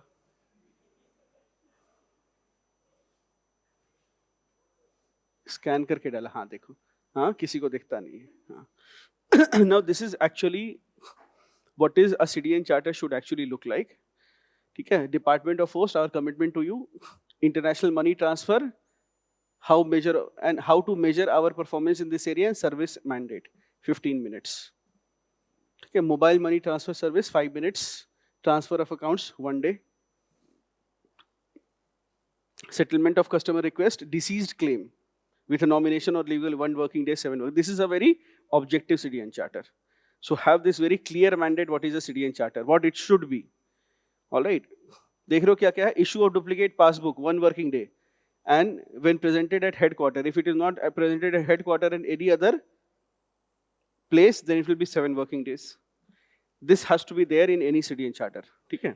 So think of it now, coming back to the city and charter topic.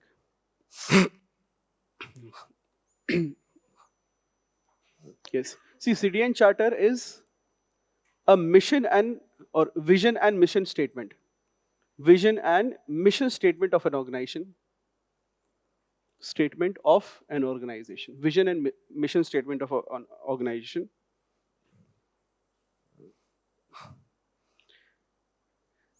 Which contains the philosophy of the organization. Contains the philosophy of the organization and enumerates, it also enumerates or lists down list of services, the quality of services, the list of services, quality of services, and the duration in which service would be provided, or the timeline duration in which services would be provided.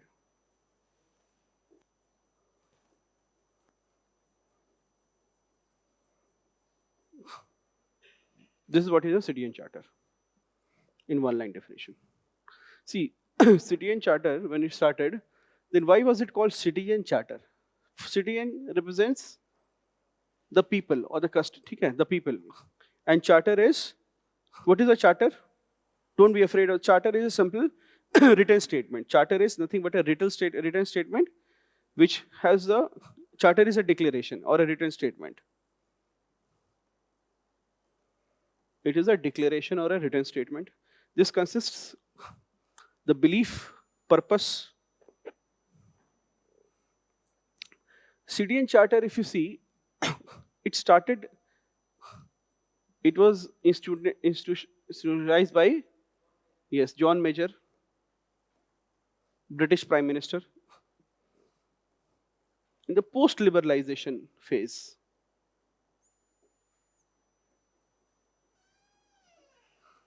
In the post-liberalization phase. It was, city and charter was another step towards good governance. And it was an effort to treating citizens as citizen consumers. Treating citizens as citizen consumers. There's a difference between citizen and citizen consumer. Treating citizens as citizen consumer. What is the difference between a citizen and citizen consumer? See, one thing was there that the communist socialism as a model had collapsed by 1991. Communism was based on a model such that what we will do, communism or even socialism based on a model that we have citizens and we have a bureaucracy that will provide services to the citizens. Now what happened is that model collapsed and liberalism said that very limited services will be provided by the state, everything else will be done by the market. Now there was a growing belief that if market is all that is left, then what will happen is, the state was under attack. The state was under attack that everything give to market. In India also we were having this. This whole thought process was going on in the world. But it's not in one place. Overall, leaders were thinking, countries were thinking, global institutions were furthering this idea that if you leave everything to the markets, the state is simply not efficient. You look at the states where they were trying to have the state service the citizens, and they collapsed. And so what should you do? You should move to a model. So now the state was under threat. That should you recede from every activity, give to the market. Why? Because they are more efficient. And how do the markets treat their customers? They treat their customers, which means that they are paying customers. So therefore, there is automatically accountability. Why? Because he's paying. But when it comes to a government office, the person is probably not paying. So once he's not paying, how will he be treated? Will there be accountability? The person who's rendering public service, he will not feel accountable. Why? Because the person who's, you have come to take a free SIM card. Now the behavior will completely change. The person who's giving it to you. Versus when you are going and paying a fee for something. The behavior will change a lot. So therefore this idea was there that the the public sector, the government must learn from the private sector, and it should treat not just citizens as citizens who don't pay, but citizen consumers. They are also consumer of your service. And if you treat them well, then you will be able to render better public service like the private sector is doing. This thought was there. All right, so therefore, what is called, there were 6 principles of citizen charter movement.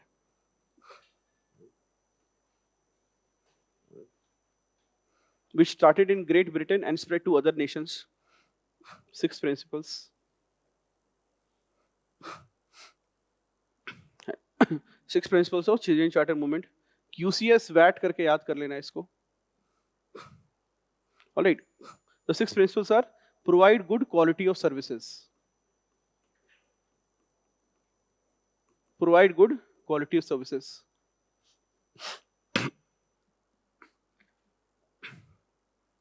C for choice. QCS. C for choice. Provide choice wherever possible.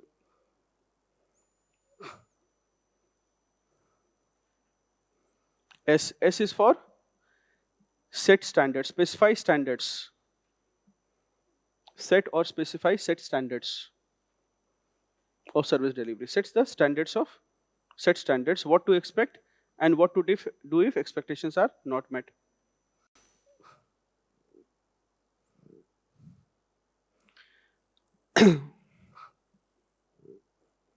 V for value.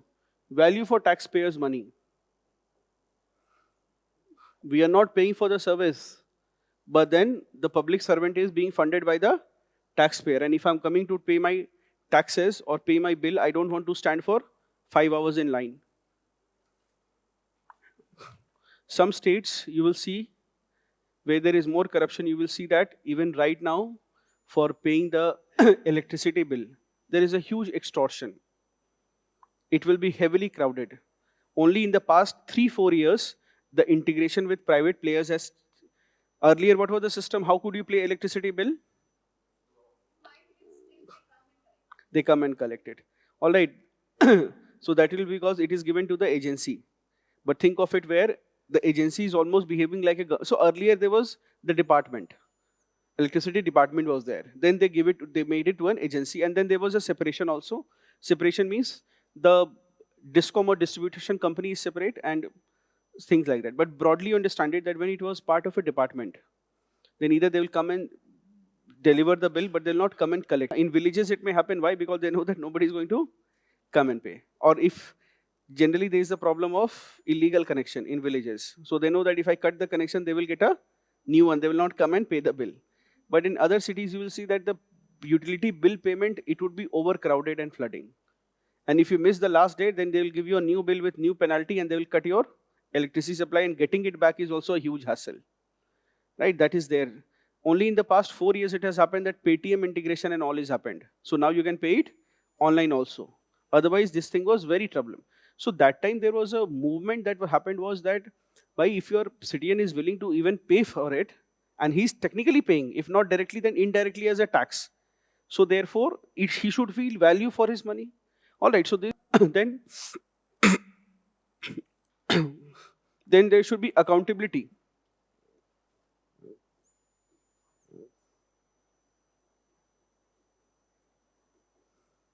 There should be the accountability of individuals. And ये octagon बन गया था. The 6th is the transparency. These are some 6 principles of citizen charter movement.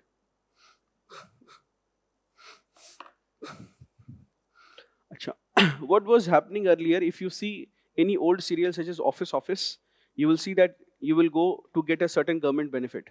You will go there, then there will be a help desk and nobody will be there. Then you will wait for some time. Then you will say that I have come to take a subsidy on fertilizer. The minute you will say something, subsidy, before that he will say go to counter number 4. Now what is the problem? ऊपर लिखा होगा पहले counter 4. उसके बाद staff क्या करेगा? They will. I want you to know this so that you can inspect any of your own offices when you become IAS officers or you get into the government service. So when they will make that, think of it. Let us say it is a new office, and you suddenly are made in charge of that office. You have never held a held a public office. So you're not able to understand ki karna kya hai. Whole day hundreds of people are coming and your process is not streamlined. It may happen. So therefore what will happen is somebody will say go to counter number 4. And what will happen is you are not able to find, you are roaming around in the whole office but you are not able to find counter number 4. Then you go back to the person, भैया counter 4 किधर है? बोलेगा मेरे पीछे है. ठीक है? वो just because he's just defined, there is no 4 is not written but he's supposed to be the 4th person. He says मेरे पीछे वाला 4 है. You wasted half an hour. Then what will happen? You will say कि subsidy चाहिए for fertilizer. The minute you will say fertilizer, अच्छा fertilizer, go to counter number 2. Now you don't know which one is true, and that person will be rude to you. All right. So therefore, what was happening was when you're going to a government office, you don't know which work is done at which counter, and you are afraid also. The early days when you used to go to a bank, not a private bank but a government bank, you are afraid that if the bank manager or the staff becomes angry, then you will not get your DD made on that day. He says because there was no RTI also. Think of it.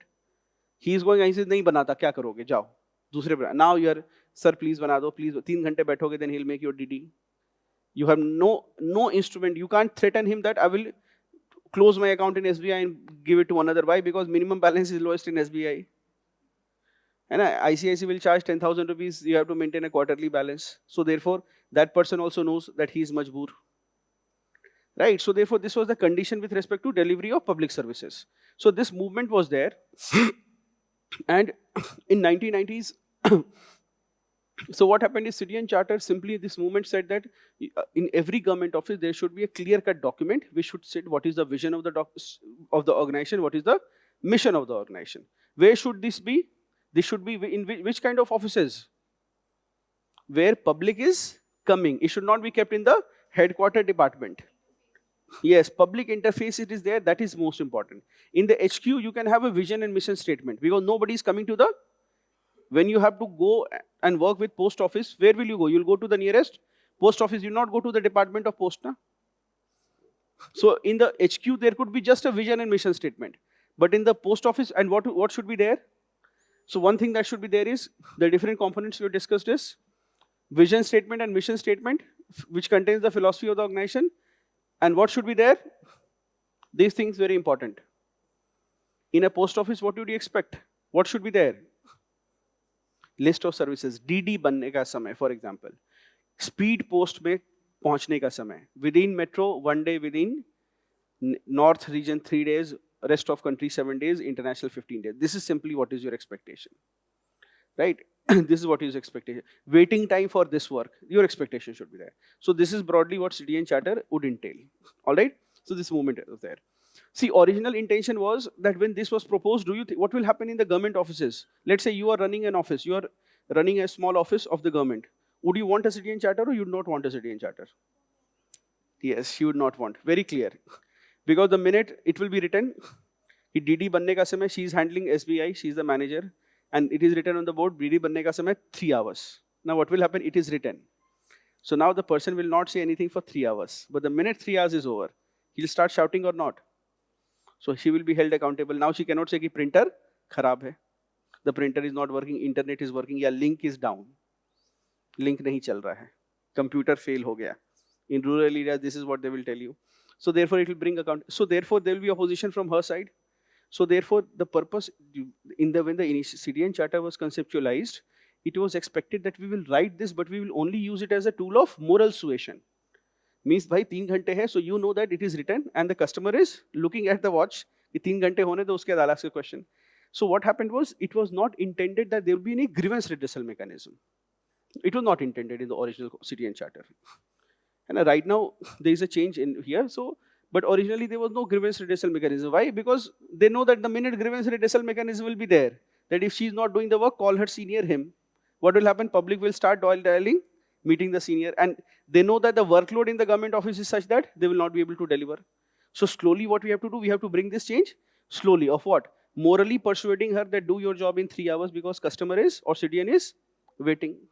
That was the whole purpose, with no grievance redressal mechanism.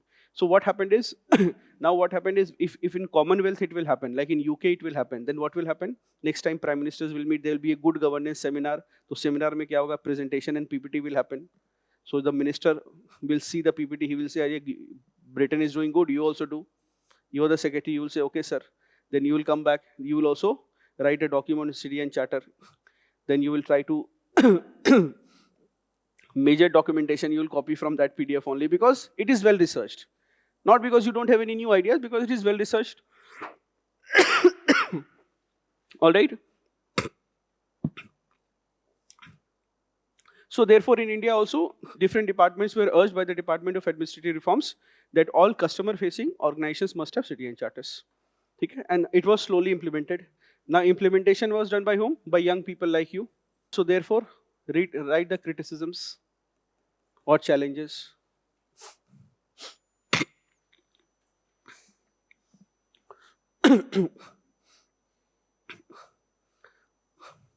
Now think of it. Let us say, what is the name, bacha? Arifa. So Arifa is heading the transport department, and it is having 4 branches where driving license is given. Now what will happen is some branches will be rural, some branches will be in main city. In main city, internet, electricity will be there. Rural branch, internet will be poor. When her staff will say, ma'am, internet is not coming, he will say, use 5G SIM. Right? All those challenges will be there. So therefore, department will make one for the whole country, and then they will give a sample to her. Now her branch is, she's sitting in the main rural branch, she's in Parliament, urban branch, she's sitting in Parliament Street. There all the facilities are there. And there will be one which will be in Mewat, all right, where no facilities are there. So therefore, service delivery standards will not be where there will be less services, there the crowd will also be more. The crowd will also be illiterate. They will also have to be, and they will always have a fear ki nahi hoga kaam. So they will always be panicking very early. All right, so therefore crowd management will be a big problem there. More people crowded. Now, the challenge that she will face is, the department also knows this, so therefore it will say that when you draft a CDN charter, in Parliament stage, she will frame it, then in driving license, how many days you will get? You will get in 1 day, or same day, because she knows that in Parliament Street, MPs will come. So there the called, but now she says that CDN charter is sent to the rural branch also. There also what they have put? Driving license, 1 day. Copy paste, no application of Dimag. So what now she is not capable of ensuring that, because she doesn't know in rural branch how much time it will take. She's not sitting there. She's sitting where? In Parliament Street. यहाँ पर AC भी अच्छे से काम कर रहा है, बिजली नहीं जाती है, nothing goes wrong. And her colleague or subordinate is sitting in Mewat, where there is no facility. First, बिजली ही नहीं चल रही है, वहाँ पर no electricity is there. All sorts of problem. So therefore, she has no way of knowing, and if she will enforce her CDN charter there, then what will happen? By 8 o'clock, when the person will go, the people will be expecting that वहाँ क्या लिखा है? Same day में driving. So all neighboring village people will crowd there, and they will say that शाम में तो नहीं तो तोड़ फोड़ करेंगे हम. All right, big problem. So therefore, every office must do what? Must do a consultation with the citizens, and the local office has to make the CDN charter. It cannot be that somebody will copy paste from Parliament Street office. So when the people will sit and the management will sit in that area, so the citizens will say that we need it like Parliament Street, we need it in 1 day. So the person who's sitting there will say that there is no electricity, there is no internet, is not proper, printer एक है, एक खराब हुआ तो फिर whole day we can't do any work. So therefore we cannot do. So therefore mutually when they will sit, then they will negotiate. They will say कि कम से कम, the local office will say give us at least 5 days. You apply, and after 5th day we will print and give it to you. Right? So therefore citizen has to be involved. Right? Otherwise what will happen is it will be a meaningless document. So this is a major problem in CDN charter. What is happening is that young people are told that even in state level, what will happen? You will be district collector. Suddenly there will be a meeting of Department of Administrative Reforms. The CM will say, yes, you should also have CDN charter. All district collectors, young people are told to make CDN charter. Now you know that in your batch is very active, who's always doing answer writing practice and all. Now they are in service. So वहाँ भी वो आगे है. So everybody will wait for him. That अच्छा Allahabad या लखनऊ के collector ने कर लिया. Everybody is asking that you give me, I will also copy it. This is what will genuinely happen. Because उसमें करना बस, and now nobody is changing that list of services. Okay, it will be collector's office, same will be there. For example, meeting the collector, waiting time is there. Resolution of a grievance submitted to collector. The collector is promising in Lucknow, he is promising 7 days. You are in Mau, where there are too many problems. Or you are in Ghazipur, Ghaziabad. There also you have copied in 5 days, you will resolve the problem. Whereas you may not be capable. So this is the major problem. They are just copying. ठीक है, तो इसका सबसे पहले 1-2 चीजें होगा. अच्छा, see, criticism is, the first criticism that the word citizen in CDN charter is a misnomer. It is a misleading name. Why? Because CDNs are often not involved in making process, in drafting. CDN is not consulted in the drafting process. Practical reality is very different. Practical reality will be why it will be different? Batao. You are sitting, already 100 people are waiting in a queue. Every day, you are having 100 people waiting for government service in a queue to meet you. उसमें से तुम बोलोगे कि मैं CDN charter draft करूंगा तो सबको क्या लगेगा? ये अंग्रेजी बातें कर रहा है. The people will be, अरे भाई वो सब छोड़ो, पहले हमारा काम करके तो तुम उसको समझा रहे हो कि देखो ये एक बार हो जाएगा ना तो फिर आराम, लेकिन वो मानने को तैयार नहीं है. He will say कि भाई भीड़ लगी और तुमको CDN चार्टर का ये सब कौन तुमको आइडिया दे रहा है? पहले हमारा लाइसेंस अप्लाई किया और इतने बाहर लोग वेट कर रहे हैं. Solve the problem. You are saying मैं CDN चार्टर बनाऊंगा ये सब. So these problems will be there. So CDN is ठीक often not involved. Then there will be a lack of awareness. Lack of awareness behind the philosophy as well as the purpose कि होता किस लिए है. Lack of philosophy and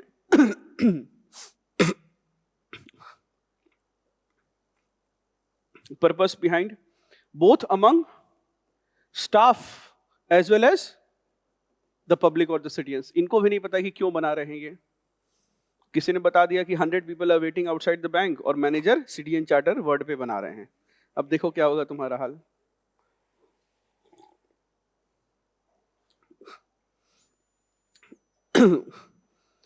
The another criticism is that there is a top-down approach in implementation. In the implementation, in both drafting and implementation. In drafting and implementation. So what will happen? Yes. In both drafting and implementation.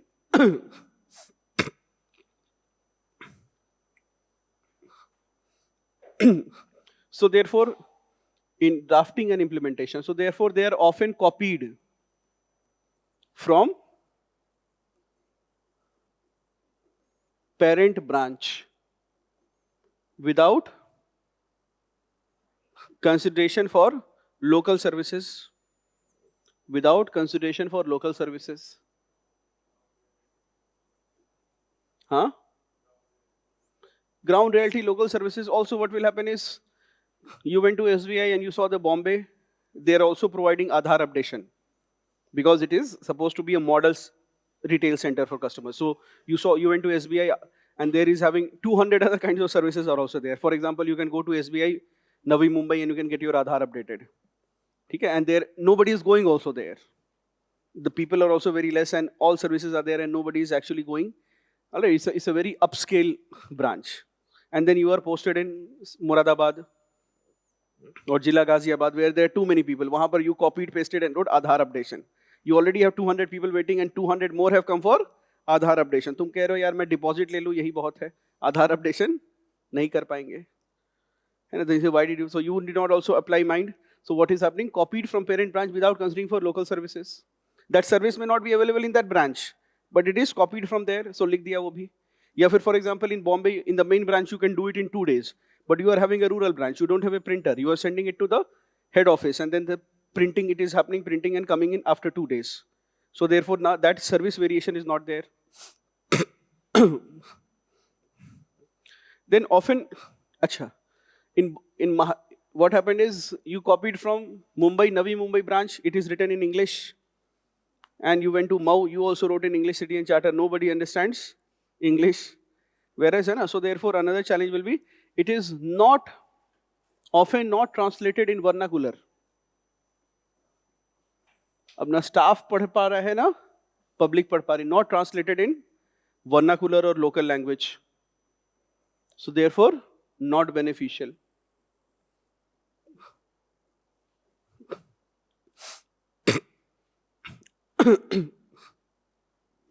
Then sometimes what will happen is, the city and charter will be either too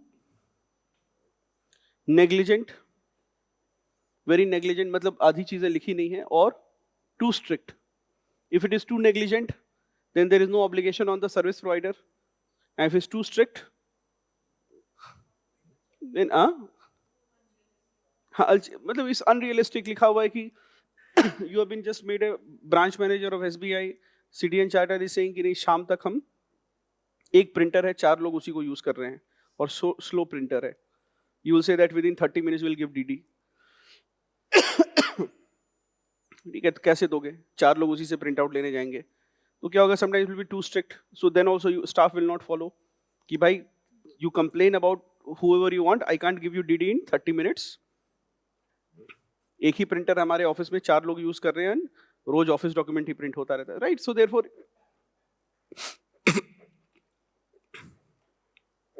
another challenge is lack of adequate staff training. Lack of adequate staff training. The staff is not trained.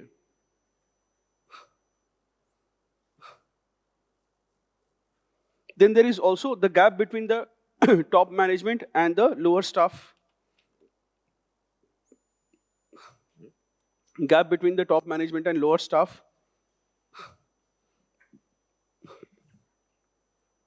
With respect to the charter, content and implementation.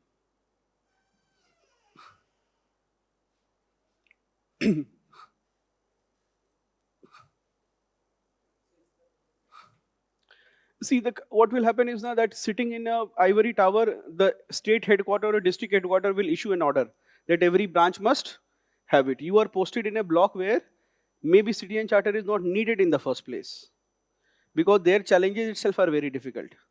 And what order has come, so you have to follow it and give a compliance report.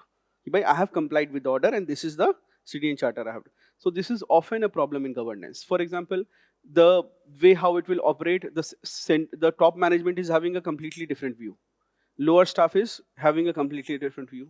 So therefore this vision will not be translated into action. You are expecting that. So what will happen is कि CDN charter तुमने बोला बनाने के लिए. Now you are automatically implying that when you will go to the office, you will see bada CDN charter so that public and you are reading it. You went to the block after infection, they are welcoming, say that, sir, you are the first district collector after independence to come to this place. तो अच्छा CDN charter, you said a compliance report, भेजा था, कहाँ है? तो आइए sir बैठिए, file खोल के दिखा रहे, ये है हमारा. तो कहा अरे बेवकूफ, उसको दीवार में लगाना था, तो ये नहीं पता. बोले सर ये नहीं बताया था किसी ने कि इसका प्रिंट आउट लेके चिपकाना था, ये तो फाइल में लगा हुआ है सर CDN चार्टर हमारा. अब समझ, अलग सिनेमा चल रहा है वहां पर. ये प्रैक्टिकल एस्पेक्ट्स हैं. सो देयरफॉर CDN चार्टर वो बना लेगा, जाओगे तो मिल जाएगा कि सर ये हम लोग 3 बार बना चुके हैं पहले और 3 बार फाइल में एडिट किया. सुधार भी होता रहता है इस पे हर साल. ठीक है, so big challenges will be there. Then another criticism is there.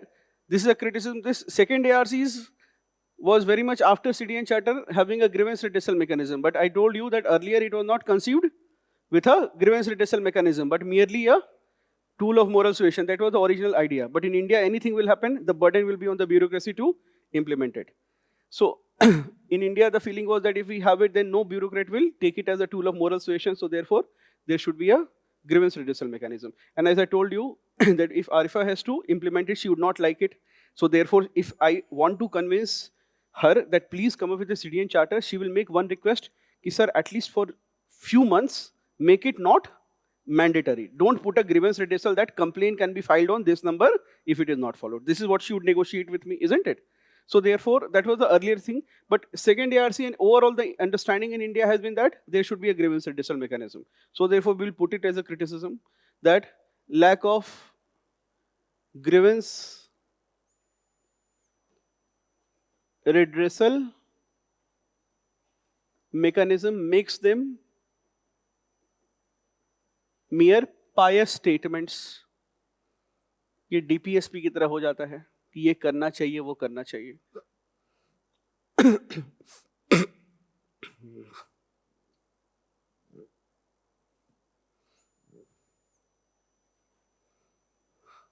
So basically, if you see, CDN charter will suffer from the same problems which the organization suffer from, which means lack of infrastructure will be there. So the staff will say कि sir file में लगाया है printer, नहीं है और 10 kilometers में there is no flex printing. Who will make a board out of it? Organization is having lack of infrastructure, and that problem will be there in the citizen charter also, कि print out नहीं लगा हुआ अच्छे से. Second will be lack of manpower, which is problem of organization will also become the criticism of citizen charter, that there is no manpower who will oversee it. कि भाई ठीक से लगवा दिया, somebody who's monitoring the performance, whether things are happening according to that or not. All right. So some observations and suggestions of second ARC, write it down. See, एक चीज और, citizen charter movement has weakened over a period of time.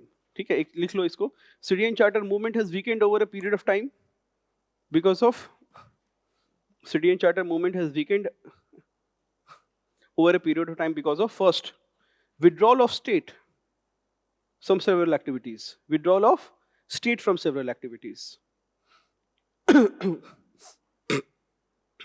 Second, digital governance. Withdrawal of state from several activities. Second, digital governance. Any other reason can you think of? That will not lead to, that will not to, you could say that digital governance, basically what has happened is automation has already happened in most areas. So there is no citizen and physical office interaction is not there. All right. Some suggestions and observations by second ARC.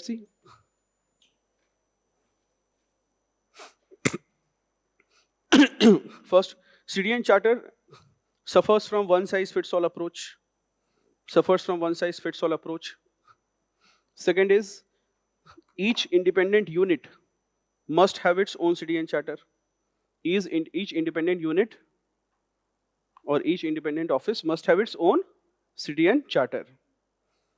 Next, wider consultation with society before framing. Wider consultation with society before, with civil society before framing. The next, with civil society before framing. Next, the commitment of service delivery must be firm. There must be commitment of service delivery must be firm, clear and firm. Next, internal process restructuring should be there. Internal process restructuring should be there.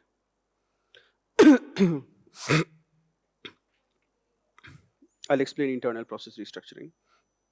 Next, redressal mechanism. Redressal mechanism. Next, periodic evaluation. Redressal mechanism. Next, periodic evaluation of performance. And last, holding officers accountable. Holding officers accountable. So in this regard, the second ARC has come up with what is called the Sevaottam model. इससे डरना नहीं है बच्चे, ठीक है?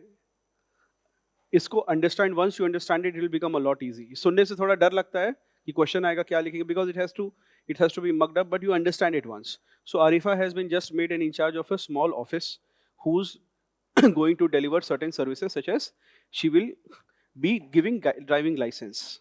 Okay? So now what will be happen? They will be given 4 staff under it, and all of them are freshers. They do not have work experience. Now they have been given a room, which is her public office. Now what will be the big problem, which will be a problem with you also, when you will be put in your probation or your 3 months training? Those who will go in IPS, you will be made in charge of a Thana. You will be working as an SHO for 3 months. And the ones who will go in IS, you will be working as a BDO for 3 months. So what will happen? This problem you will see there. So now her job is to give driving license to people.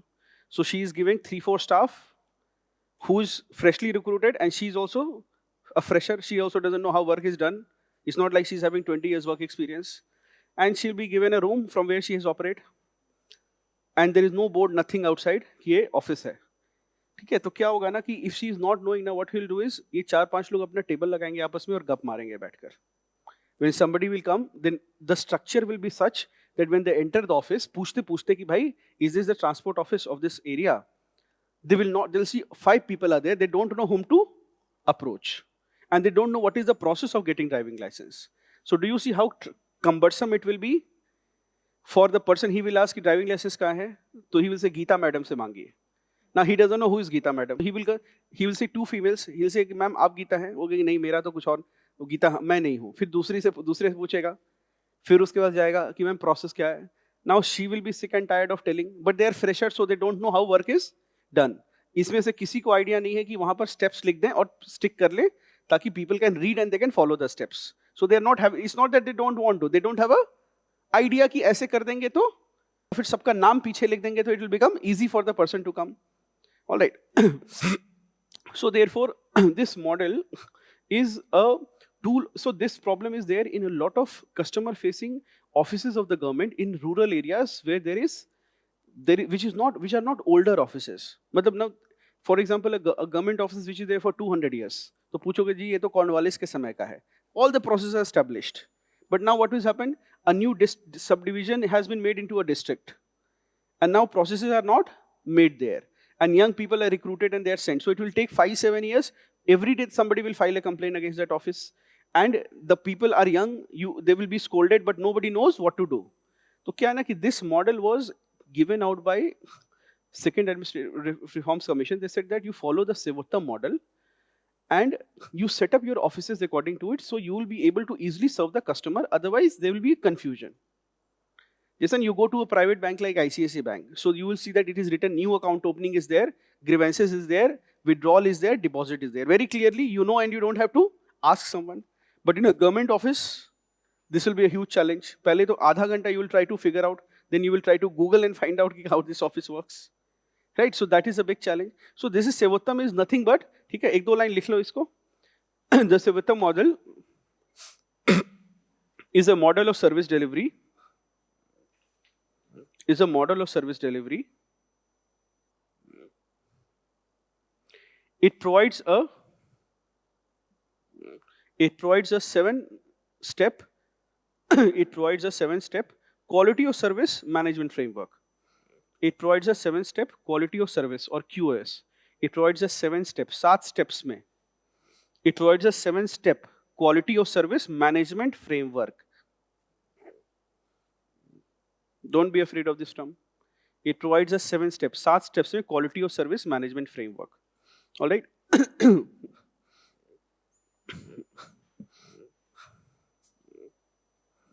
All right.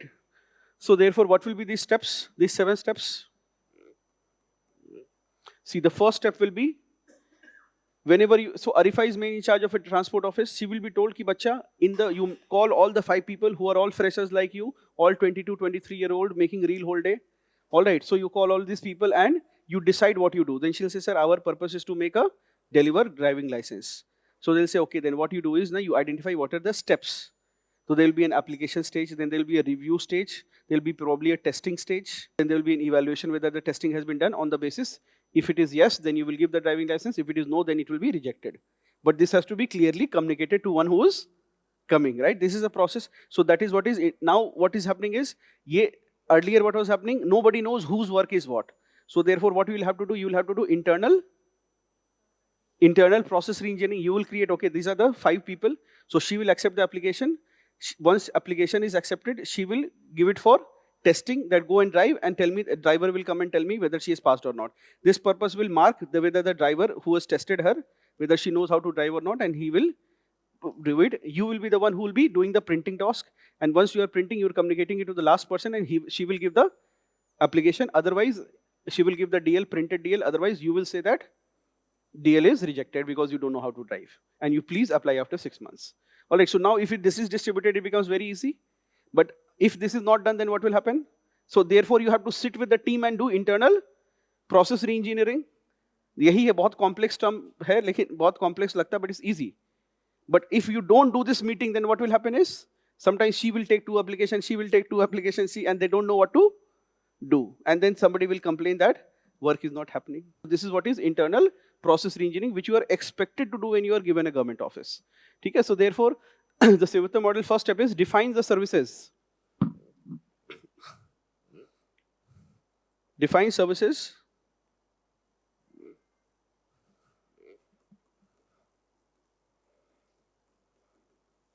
The second is set standards. Or if I will define the services, that there are 5-6 works we do. One is accept the application, printing work, reviewing work, and the driving testing. These are the services that we provide in this office. So आप लोग चुन लो कौन कौन क्या करेगा, what you will do. The other is set standards. You'll set a standard which means that if I'm giving you printing task, then don't say that I will take 2 hours to do one printout. So you'll say, you will ask that, Urvashi, how much time you will take for printout? She will say, sir, I will do printout it will take me 5 minutes to do one printout. Acceptable to me.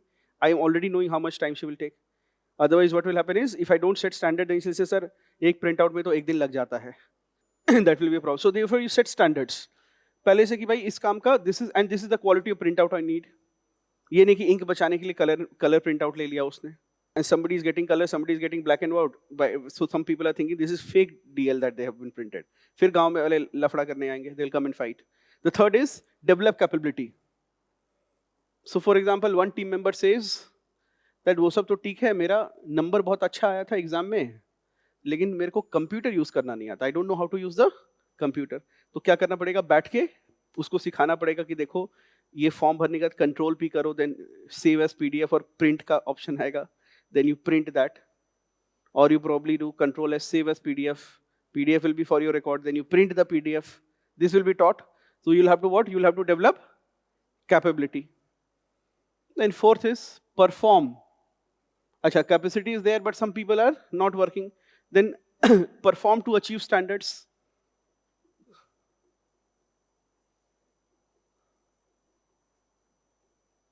What you're supposed to do is, you have to perform and say that, have you been able to print out these many DLs today? All right.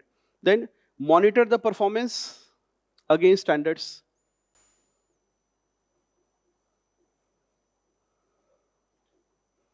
तो मैं realize होगा कि one person in the team is not working well. For one task only, one application only, he is reviewing whole day. Monitor the performance against standards. Evaluate the impact through independent mechanism.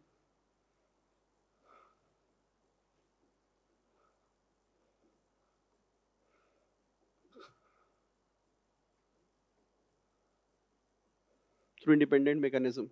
So here what you are expected is, you are expected that, what is expected?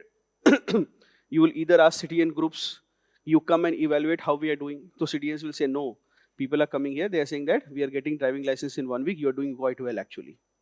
Right? Or some people, secondly, you can also get it done by, so this is when CTNs will audit your work, it will become social audit. When you can ask certain agencies to rate your work, ISO certified office, sometimes you'll hear Sigma 6 ratings, all these things are there. And last is the principle of Kaizen, continuous improvement. Tweak करते जाओ process को. Kaizen, Japanese principle of Kaizen, that is continuous improvement. You see the process and you continuously improve it. Is this clear? Sevaottam model, Nolan Commission came up with services first.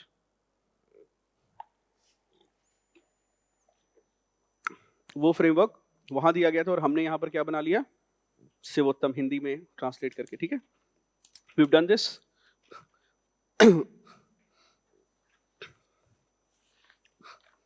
We had been doing,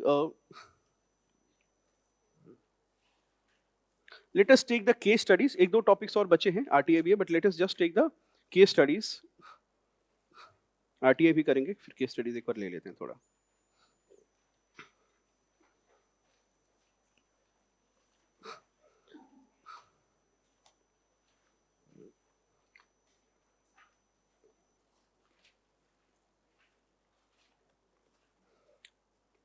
case studies का handout दे दो पहले, किसी के पास है extra, बाहर से ले लो तो. कोई तो होगा जिसने 2 हैंडआउट लिया होगा. देखो बाहर से मिल जाएगा.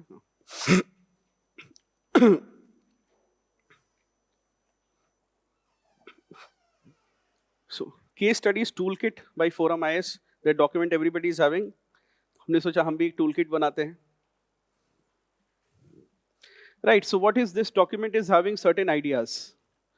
All right, these ideas, what is my expectation is, that these ideas or key frames that are given, you should be able to implement it when you are writing case studies. Okay. So let us just go one by one through these ideas, and next class में हम इसको और अच्छे से करेंगे. ठीक है. So first is fiat justitia et periet mundus. What does this mean? What tough keyword है? So this is a Latin. It is a Latin phrase which means. So these ideas have to be used in our arguments. Okay, that is the purpose. This means that let justice be done even if the world perishes. Let justice be done even if the world perishes. Where can we use it? Wherever you feel that nyaya has to be done, even if somebody, let justice be done even if the world perishes or even if the heavens fall. So this is a this is a postulate of jurisprudence which states that justice must be done under all circumstances at any cost, which means that even if the mob wants to kill someone, should you as a police officer allow the mob to kill a person? People know, you are told that if you don't allow the mob to kill the person, they will harm the policemen who are with you or other officers. It may lead to more violence. If you try to stop the mob from committing this crime, it may lead to more violence. Will you allow more violence? Will you try to save the life of this man, even if it means doing more violence, or will you surrender or sacrifice this man just so that for the sake of larger peace? What will you do? Two Manipur women were naked, paraded naked in the streets of Manipur, and the police officials said that we tried to protect them, but the mob was huge. Therefore, in the larger interest of peace and to avoid further escalation and violence, what did they do? They allowed the mob to take control of the two women, isn't it? Leading to the infamous gang rape that happened in Manipur. What should happen instead? And right now, what is the idea or the mood in the government? The mood is that if we take action against the mob, which is of a certain community, it will lead to further violence. What should be our position in such cases? We have to bring the people to, the ones who have committed the crime, we have to bring them to justice. Somebody says it will lead to hundreds and thousands of protesting people. So this principle gives you the argument that accepted principle of justice is that even if the heavens fall, even if thousands of people protest, what should be done? The law has to take its course and two people must be prosecuted. So justice must be done even if the heavens fall. When Nathuram Godse murdered Mahatma Gandhi, don't you think there would be a bloodthirsty crowd wanting to kill him? But at that time, in this country, we followed a rule of law. We did not simply submit Mr. Godse to the crowd that do whatever you like, because all of them were Gandhi sympathizers. That may have happened. But even if it meant beating up people, what will you do? You will protect that one person and put him through a judicial trial. Why? Because justice must be done even if the heavens fall. That should be the case. This will also help you fight in cases against where there is misplaced sympathy. For example, a corrupt politician is there. If he's a corrupt politician is there and you know that otherwise he brings development to the state, will you overlook or will you punish? What will you do? You will do justice even if the heavens fall. Pauline's principle to tomorrow. Doctrine of double effect. Everybody knows the doctrine of double effect. This will be used in arguments where we have to justify our action, where there is a negative side effect. So somebody will say, this will be generally used in the questions with respect to development versus environment debate. So for example, will you lead to deforestation or for a power project? What will you say? Doctrine, if you are going to support the power project because it is important for national development or national interest, then you will quote the doctrine of double effect, says that if there is a negative side effect, which is the deforestation, then it is morally okay as long as the deforestation was not the primary purpose. So therefore, this is the doctrine. Identifying one's dharma. This you will be using whenever, what will you do in a certain situation? At least in one case study, I want you to write this phrase, that in such situation, what is most important is to identify my dharma. As a civil servant, what will you do? The question of, if you are asked that, what will you do as a common man? And second, what will you do as a civil servant? What do you say? As a civil servant, what is most important is to identify what is my dharma or what is my duty. Huh? Yes, it is a deontological approach. Second is misplaced sympathy. What is misplaced sympathy? When you have sympathy for the wrong cause or for the wrong person. This may happen when the politician is very powerful, when the person is very popular, or when there is a pitiable situation of the criminal. When there is a pitiable situation of the criminal, this will happen. For example, there will be a person who is otherwise honest but has committed a act of corruption but otherwise honest. So what will you do? You should not have misplaced sympathy. Or for example, somebody has committed a crime. He has a family to feed.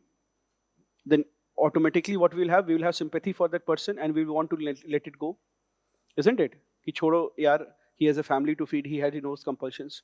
So in that case, we will argue against saying that we should not have misplaced sympathy for the wrongdoer. I repeat, we should not have misplaced sympathy for the wrongdoer. Whenever there is a question on ethical dilemma, you do mention the words dharm sankat. All right? Dharm sankat. You see Smriti's copy last year's 4th rank. So in a question, the absorption, you see in MGP, she has made that diagram with respect to dharm sankat. How will you resolve it? So she has made that diagram Ram और Ravan वाला. अगर देखोगे first copy में तो वो बनाया हुआ उसने. जो हमने, you remember we made a diagram, the Vibhishan's dharm sankat. When he chooses Ram, he compromises the value of loyalty to kith and kin. When he chooses Ravan, he compromises on righteousness. Right? So therefore, so dharm sankat. The next, against professional ethics. When you are going to take an action which, or you have to justify an action which, for example, yes, when you are going to do, expected to do favoritism, when you are expected to help one's kith and kin, when you are doing something for the family, then you could always argue saying that it against professional ethics to do so. The next is Anikantvad of Jain. This idea also you need to know. Anikantvad of Jain simply says there are many realities and therefore it lays foundation for tolerance in our society. Ekam sat vipra bauda vadanti. And the truth is one and we can know it by many names. Again, the truth is one. Ekam sat vipra bauda vadanti. The truth is one. We can discover it through several ways. It also means God is one. We know him by many names. Please use it in essay. Please use it in ethics or across all papers. Use it in society also. Whenever you are doing something wrong and you have to justify taking action against it, you always write against professional integrity. Whenever you are doing something wrong or when you are avoiding doing something wrong, mention the phrase permanent impairment of moral values. What do you mean by permanent impairment of moral values? It simply means that first time you do something wrong, then what will happen is your conscience will tell you you are doing something wrong. The second time you do it wrong, what will happen is your conscience will weaken slowly.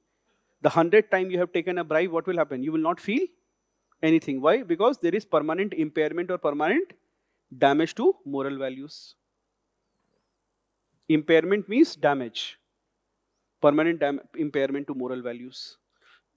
If you allow one act, it will be followed by several wrong acts and it will lead to what? Permanent impairment of moral values.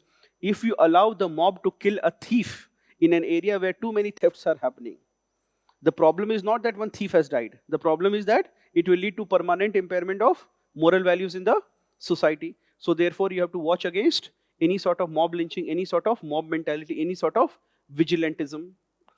Isn't it? Then against moral integrity, intellectual integrity, you can use this phrase. All right. Moral integrity, or whenever something immoral, when you say that I will not do this, then don't simply say that I will not do this and finish it off. You say that I will not do this because it is against moral integrity. Then niti and nyaya. What is niti and what is nyaya? Niti is procedural justice, which means just rules and regulation. And nyaya is substantive justice, which is justice that is delivered. So niti says that every student will get exactly one handout. Now I borrowed handout from her. So she goes out and the person says, ma'am, you have already been given one handout, which is your entitlement. So she comes back. So what will happen? Niti has been followed, which means a fair principle has been followed, which means one handout to one person. But nyaya has not been done. isn't it? So for example, with respect to in the context of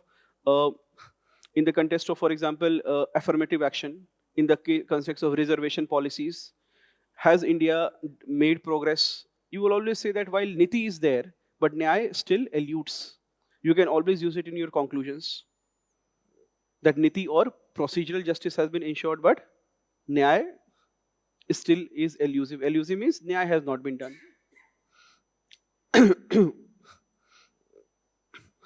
This will be the argument that you will use when you are going to say that High Court orders may be when you will not demolish a structure or a night shelter. Because while it may be good niti, but it will not be nyay in the absence of rehabilitation of those who will become homeless. Right? Bulldozer action may, if you are going to oppose bulldozer action, you will say that while it may be a right niti, given that the encroachment is illegal, it will not be nyay, it will not be justice delivered in itself. Isn't it? Why? Because there will be selectiveness in that demolition, isn't it? It will not be done for the purpose of encroachment removal. Alright. Then dharmo rakshati rakshita, the law protects those who uphold. This, a case study that was asked in the commission was that you have otherwise you are nearing your retirement. Sab kuch theek kiya hai, you have made one mistake. Will you report? If you don't report it, then you will get good pension and everything. But if you report that one mistake, which is not mala fide but a bona fide mistake. Everybody understands mala fide mistake done with wrong intention. Bona fide mistake, genuine galti se ho gaya. So when you will do work, some mistakes. So therefore, will you report it or not? So if you take the stand that I will report it, then what will you give the argument? Dharmo rakshite rakshite. The law protects those who uphold the law.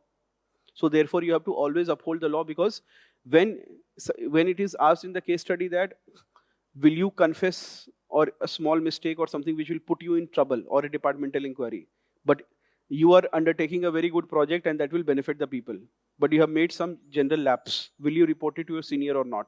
Then what should you do? You should report your act to the senior. And on what grounds will you justify? You will repose faith in the law that the law will save you because you are upholding the Vasudhaiv Kutumbakam. What does this mean? G20 mein har jagah likha hua hai. All world is one family. You can use it. All right. Swadharma versus Sadharan Dharma. You have to, whenever there is identifying one's dharma, you quote this. Achha, don't put the same idea in. I'm giving you so many ideas. I don't expect you to pick up 5 and put it in all the case studies. ठीक है, ये नहीं करना. Use one idea in one case study. See, a way to score very good marks is ना बच्चा कि कोई एक बात examiner को अच्छी लग गई. If it is one thing examiner likes in your copy, he will give you very high marks. There is not much objectivity in the actual UPSC. That objectivity is much less. There is a lot of subjectivity in the UPSC mains. So our purpose, I'm telling you why, because see, even earlier times also, 10 साल पहले भी ये होता था ना कि you have quoted some good book and in the third question itself, you came out with some good ideas from a good book, you will end up getting such high marks, you will top the exam, and you have not studied apart from that anything. I'm saying this because right now our strategy has to be, if you are taking class, only do as much as is done in the class. Don't do more. Competitive examinations are not cleared by studying so much and then crying whole night that I cannot do it. It is cracked by studying limited. So some question will come from there, you write brilliant, and in other questions, you write on the basis of whatever you know. It does not mean that you will read so much. It is not prelims, it is mains. Kam padhna hai, bar padhna hai, and then apply it wherever you can. That has to be the strategy. All right. Then there is that concept of glass ceiling or glass cliff. What is the glass ceiling? Yes, there is an invisible ceiling or invisible that beyond which one cannot grow. This is often used in the context of, for example, women, that there is an invisible glass ceiling. Ceiling के beyond grow कर सकते हो? नहीं, sir फूट जाएगा अगर ज़्यादा लंबे हो गए तो. Right, so you cannot grow beyond the ceiling. This is also used when it comes to the growth prospect that disadvantaged sections of people can generally have. And then what is the glass cliff? Yes, promoting someone to a position when he is bound to fail because the project itself is going to fail. So that's a glass cliff. Women are often made to jump off a glass cliff both at workplace and at home. At workplace, you will get the project which is about to be closed. And then you say, acha, ab tak project close ho gaya. All right. Then there is the triple bottom line, people, profit, planet. Use it that whenever there is a CSR question or any other, use the idea triple bottom line. Companies must be made aware of their triple bottom line, that they should not only consider for profit, but also people and planet, their contribution. The next, culturally induced selective blindness. Are all of you aware that we will often see crimes on the basis of our conditioning, the culture we are coming from? So for example, in some cultures, let us say the women are fed in the last. Ki pehle papa kha lenge, your brothers will eat, and then you can have your meals in the end. Now that will be very normal to some people. And suddenly that may not be very normal to other households. More progressive and modern households, that may not be normal. So now, if let us say you are a group of friends and the female is the one who starts to eat in the first, and you are coming from a place where you always saw that women eat less, they don't eat non-veg, they eat like humans, and whereas you eat like a devil or a monster, तो तुम्हें क्या होगा? तुम्हें थोड़ा सा लगेगा यार ये ठीक नहीं है, something is wrong, or she is very assertive, whereas the women in your household are told to be more docile. So therefore, you will be culturally induced selective blindness. This will often happen when certain discriminations will not be visible to you. Why? Because culturally induced. You see that as a culturally induced selective blindness. Now, for example, you will not see this when women are not given important positions, or women are not part of armed forces. Then you'll think, yeah, what will women do participating in such actions, right? Then there is demographic dividend and demographic liability. What is a demographic dividend? Try to define it. What is a demographic dividend? It is not in case studies, but ऐसे बाहर में बोलो.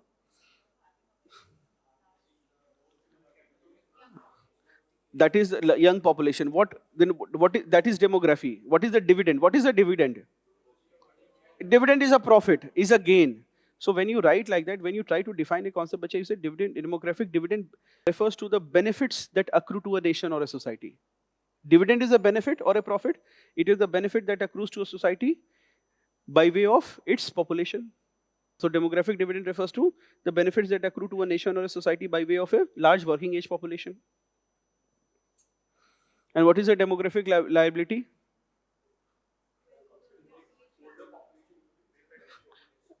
Forget the older population. And now this young population is not enjoying good health and does not have the skill sets, has little education. Then what happens? Now you have a huge young population, and that is a liability, because if they can't do work, then what will they do? They'll do writing. They have a lot of energy. When we are young, we have to see it also. We are also a dividend or a liability to the family. अगर ठीक से पढ़ लिख गए तो you will come back with profits to the home. नहीं तो mummy पैसे दो. Right? Big challenge. Then whenever there is a disaster management question or a crisis situation, use this, taken directly from the Prime Minister. आपदा में अवसर. Prime Minister said आपदा में अवसर. And ever since opposition and critics are saying that every time he's trying to find opportunity in adversity. Opportunity in disasters को लिख दो, opportunity in adversity. Next is control the controllables. Whenever the case study will come, that what will you advise to your friend? He is having, earlier this question was asked, I think 14-15 के समय this question was asked, that your friend is disillusioned with service. And अभी भी आया recent past में 3 years में, your friend is disillusioned, that he is thinking that if he'll join civil service, then he'll have to do so much work and remuneration will not be good. All right, or he has a number of ideas. Then how will you convince your friend? You'll tell him to focus on controlling the controllables. वो line याद करना, कहीं use करना. It's a very sticky line. My objective in the class has to be say at least few things which are sticky, which means they stick to you in the exam and you are able to write that. And I'm not sure, but I have been able to see some very good copies. The copies were much better than probably what we had in like 3 years back. So either people have cheated and written, or the questions were, because this is a lamba khich gaya na course, 3 days class only, but it's good anyway. अगर अच्छे ईमानदारी से किया तो अच्छा है. Then there is the concept of public's oversight over governance on administration. What does this mean?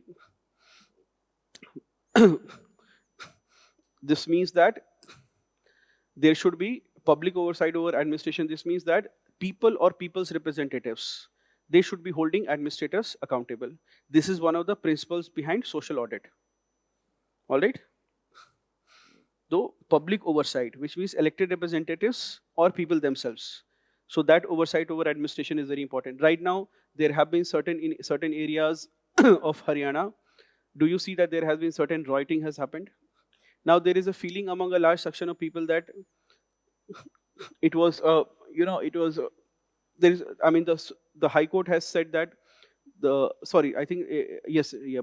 Punjab Haryana High Court has said, Chandigarh, not the Supreme Court, the High Court has said that demolition of houses amounts to ethnic cleansing by the state because there is selective house JCB.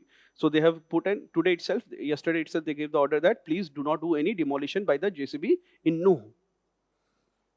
All right. So therefore, they are saying that this amounts to ethnic cleansing by the state of a certain age. That is a view. So therefore, how will the truth come? The truth will come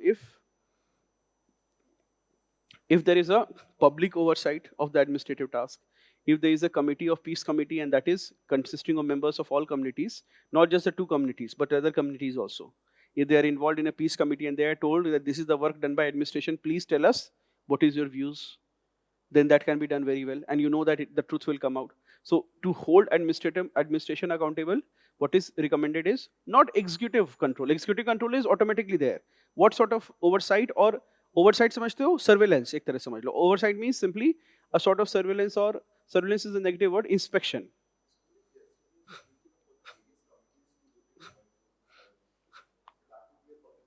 Yes, that will be public oversight. So people directly looking into it or through their elected representatives. You think of it, the opposition is saying that ED and CBI are biased. What is the best way to find it out? Public oversight. Instead of answering to the department, let the ED director come in the parliament. The minute he has to address the parliament, he will immediately, he knows one day before he will clean his books. Why? Because he knows that members of all parties will be there. Forget the whole parliament. I'm saying that even if he is asked to come before a parliamentary committee, it will be don't think of individual MPs. You think of the parliament as an institution. It is a supremely powerful organization, isn't it? That controls the fate of 140 crore Indians. The decisions that they make in that august house impacts our lives, isn't it?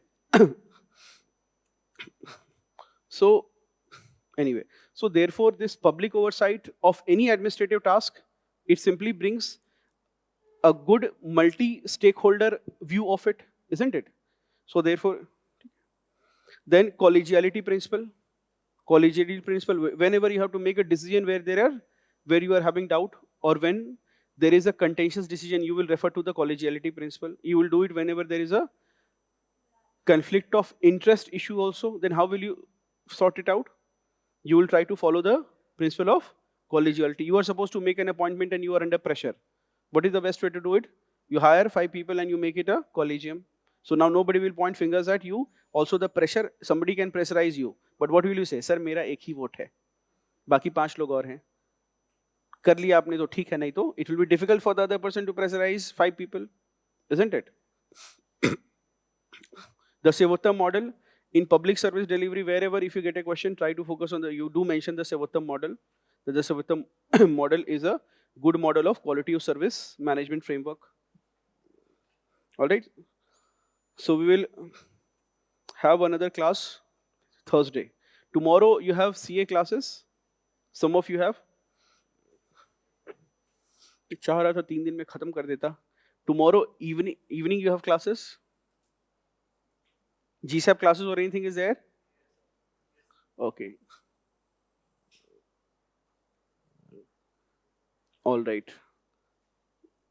Okay. So maybe tomorrow morning just check your message, check your inbox. I have not discussed with the team. If I can get tomorrow's class, then tomorrow's class we'll wind up, and anything that is left we will do in the Thursday's class. So we'll get done with it. ठीक है. Otherwise most probably we'll have class on Thursday itself. कल हम कोशिश करते हैं अगर हमें class मिल जाती है वो वाली तो. So yes, so come prepared. I will make sure that you have some refreshment. We will probably extend the class by another hour. I'll make sure that you are not hungry that day. That will be on me. ताकि हम लोग अगर 1 घंटा extend करना पड़े तो हम कर लें. So on Thursday, or let us have it on Thursday. So come mentally prepared. You may have to sit for 4 hours or so, and we'll have some refreshment for you. Okay? चलो. Thursday last class. हाँ.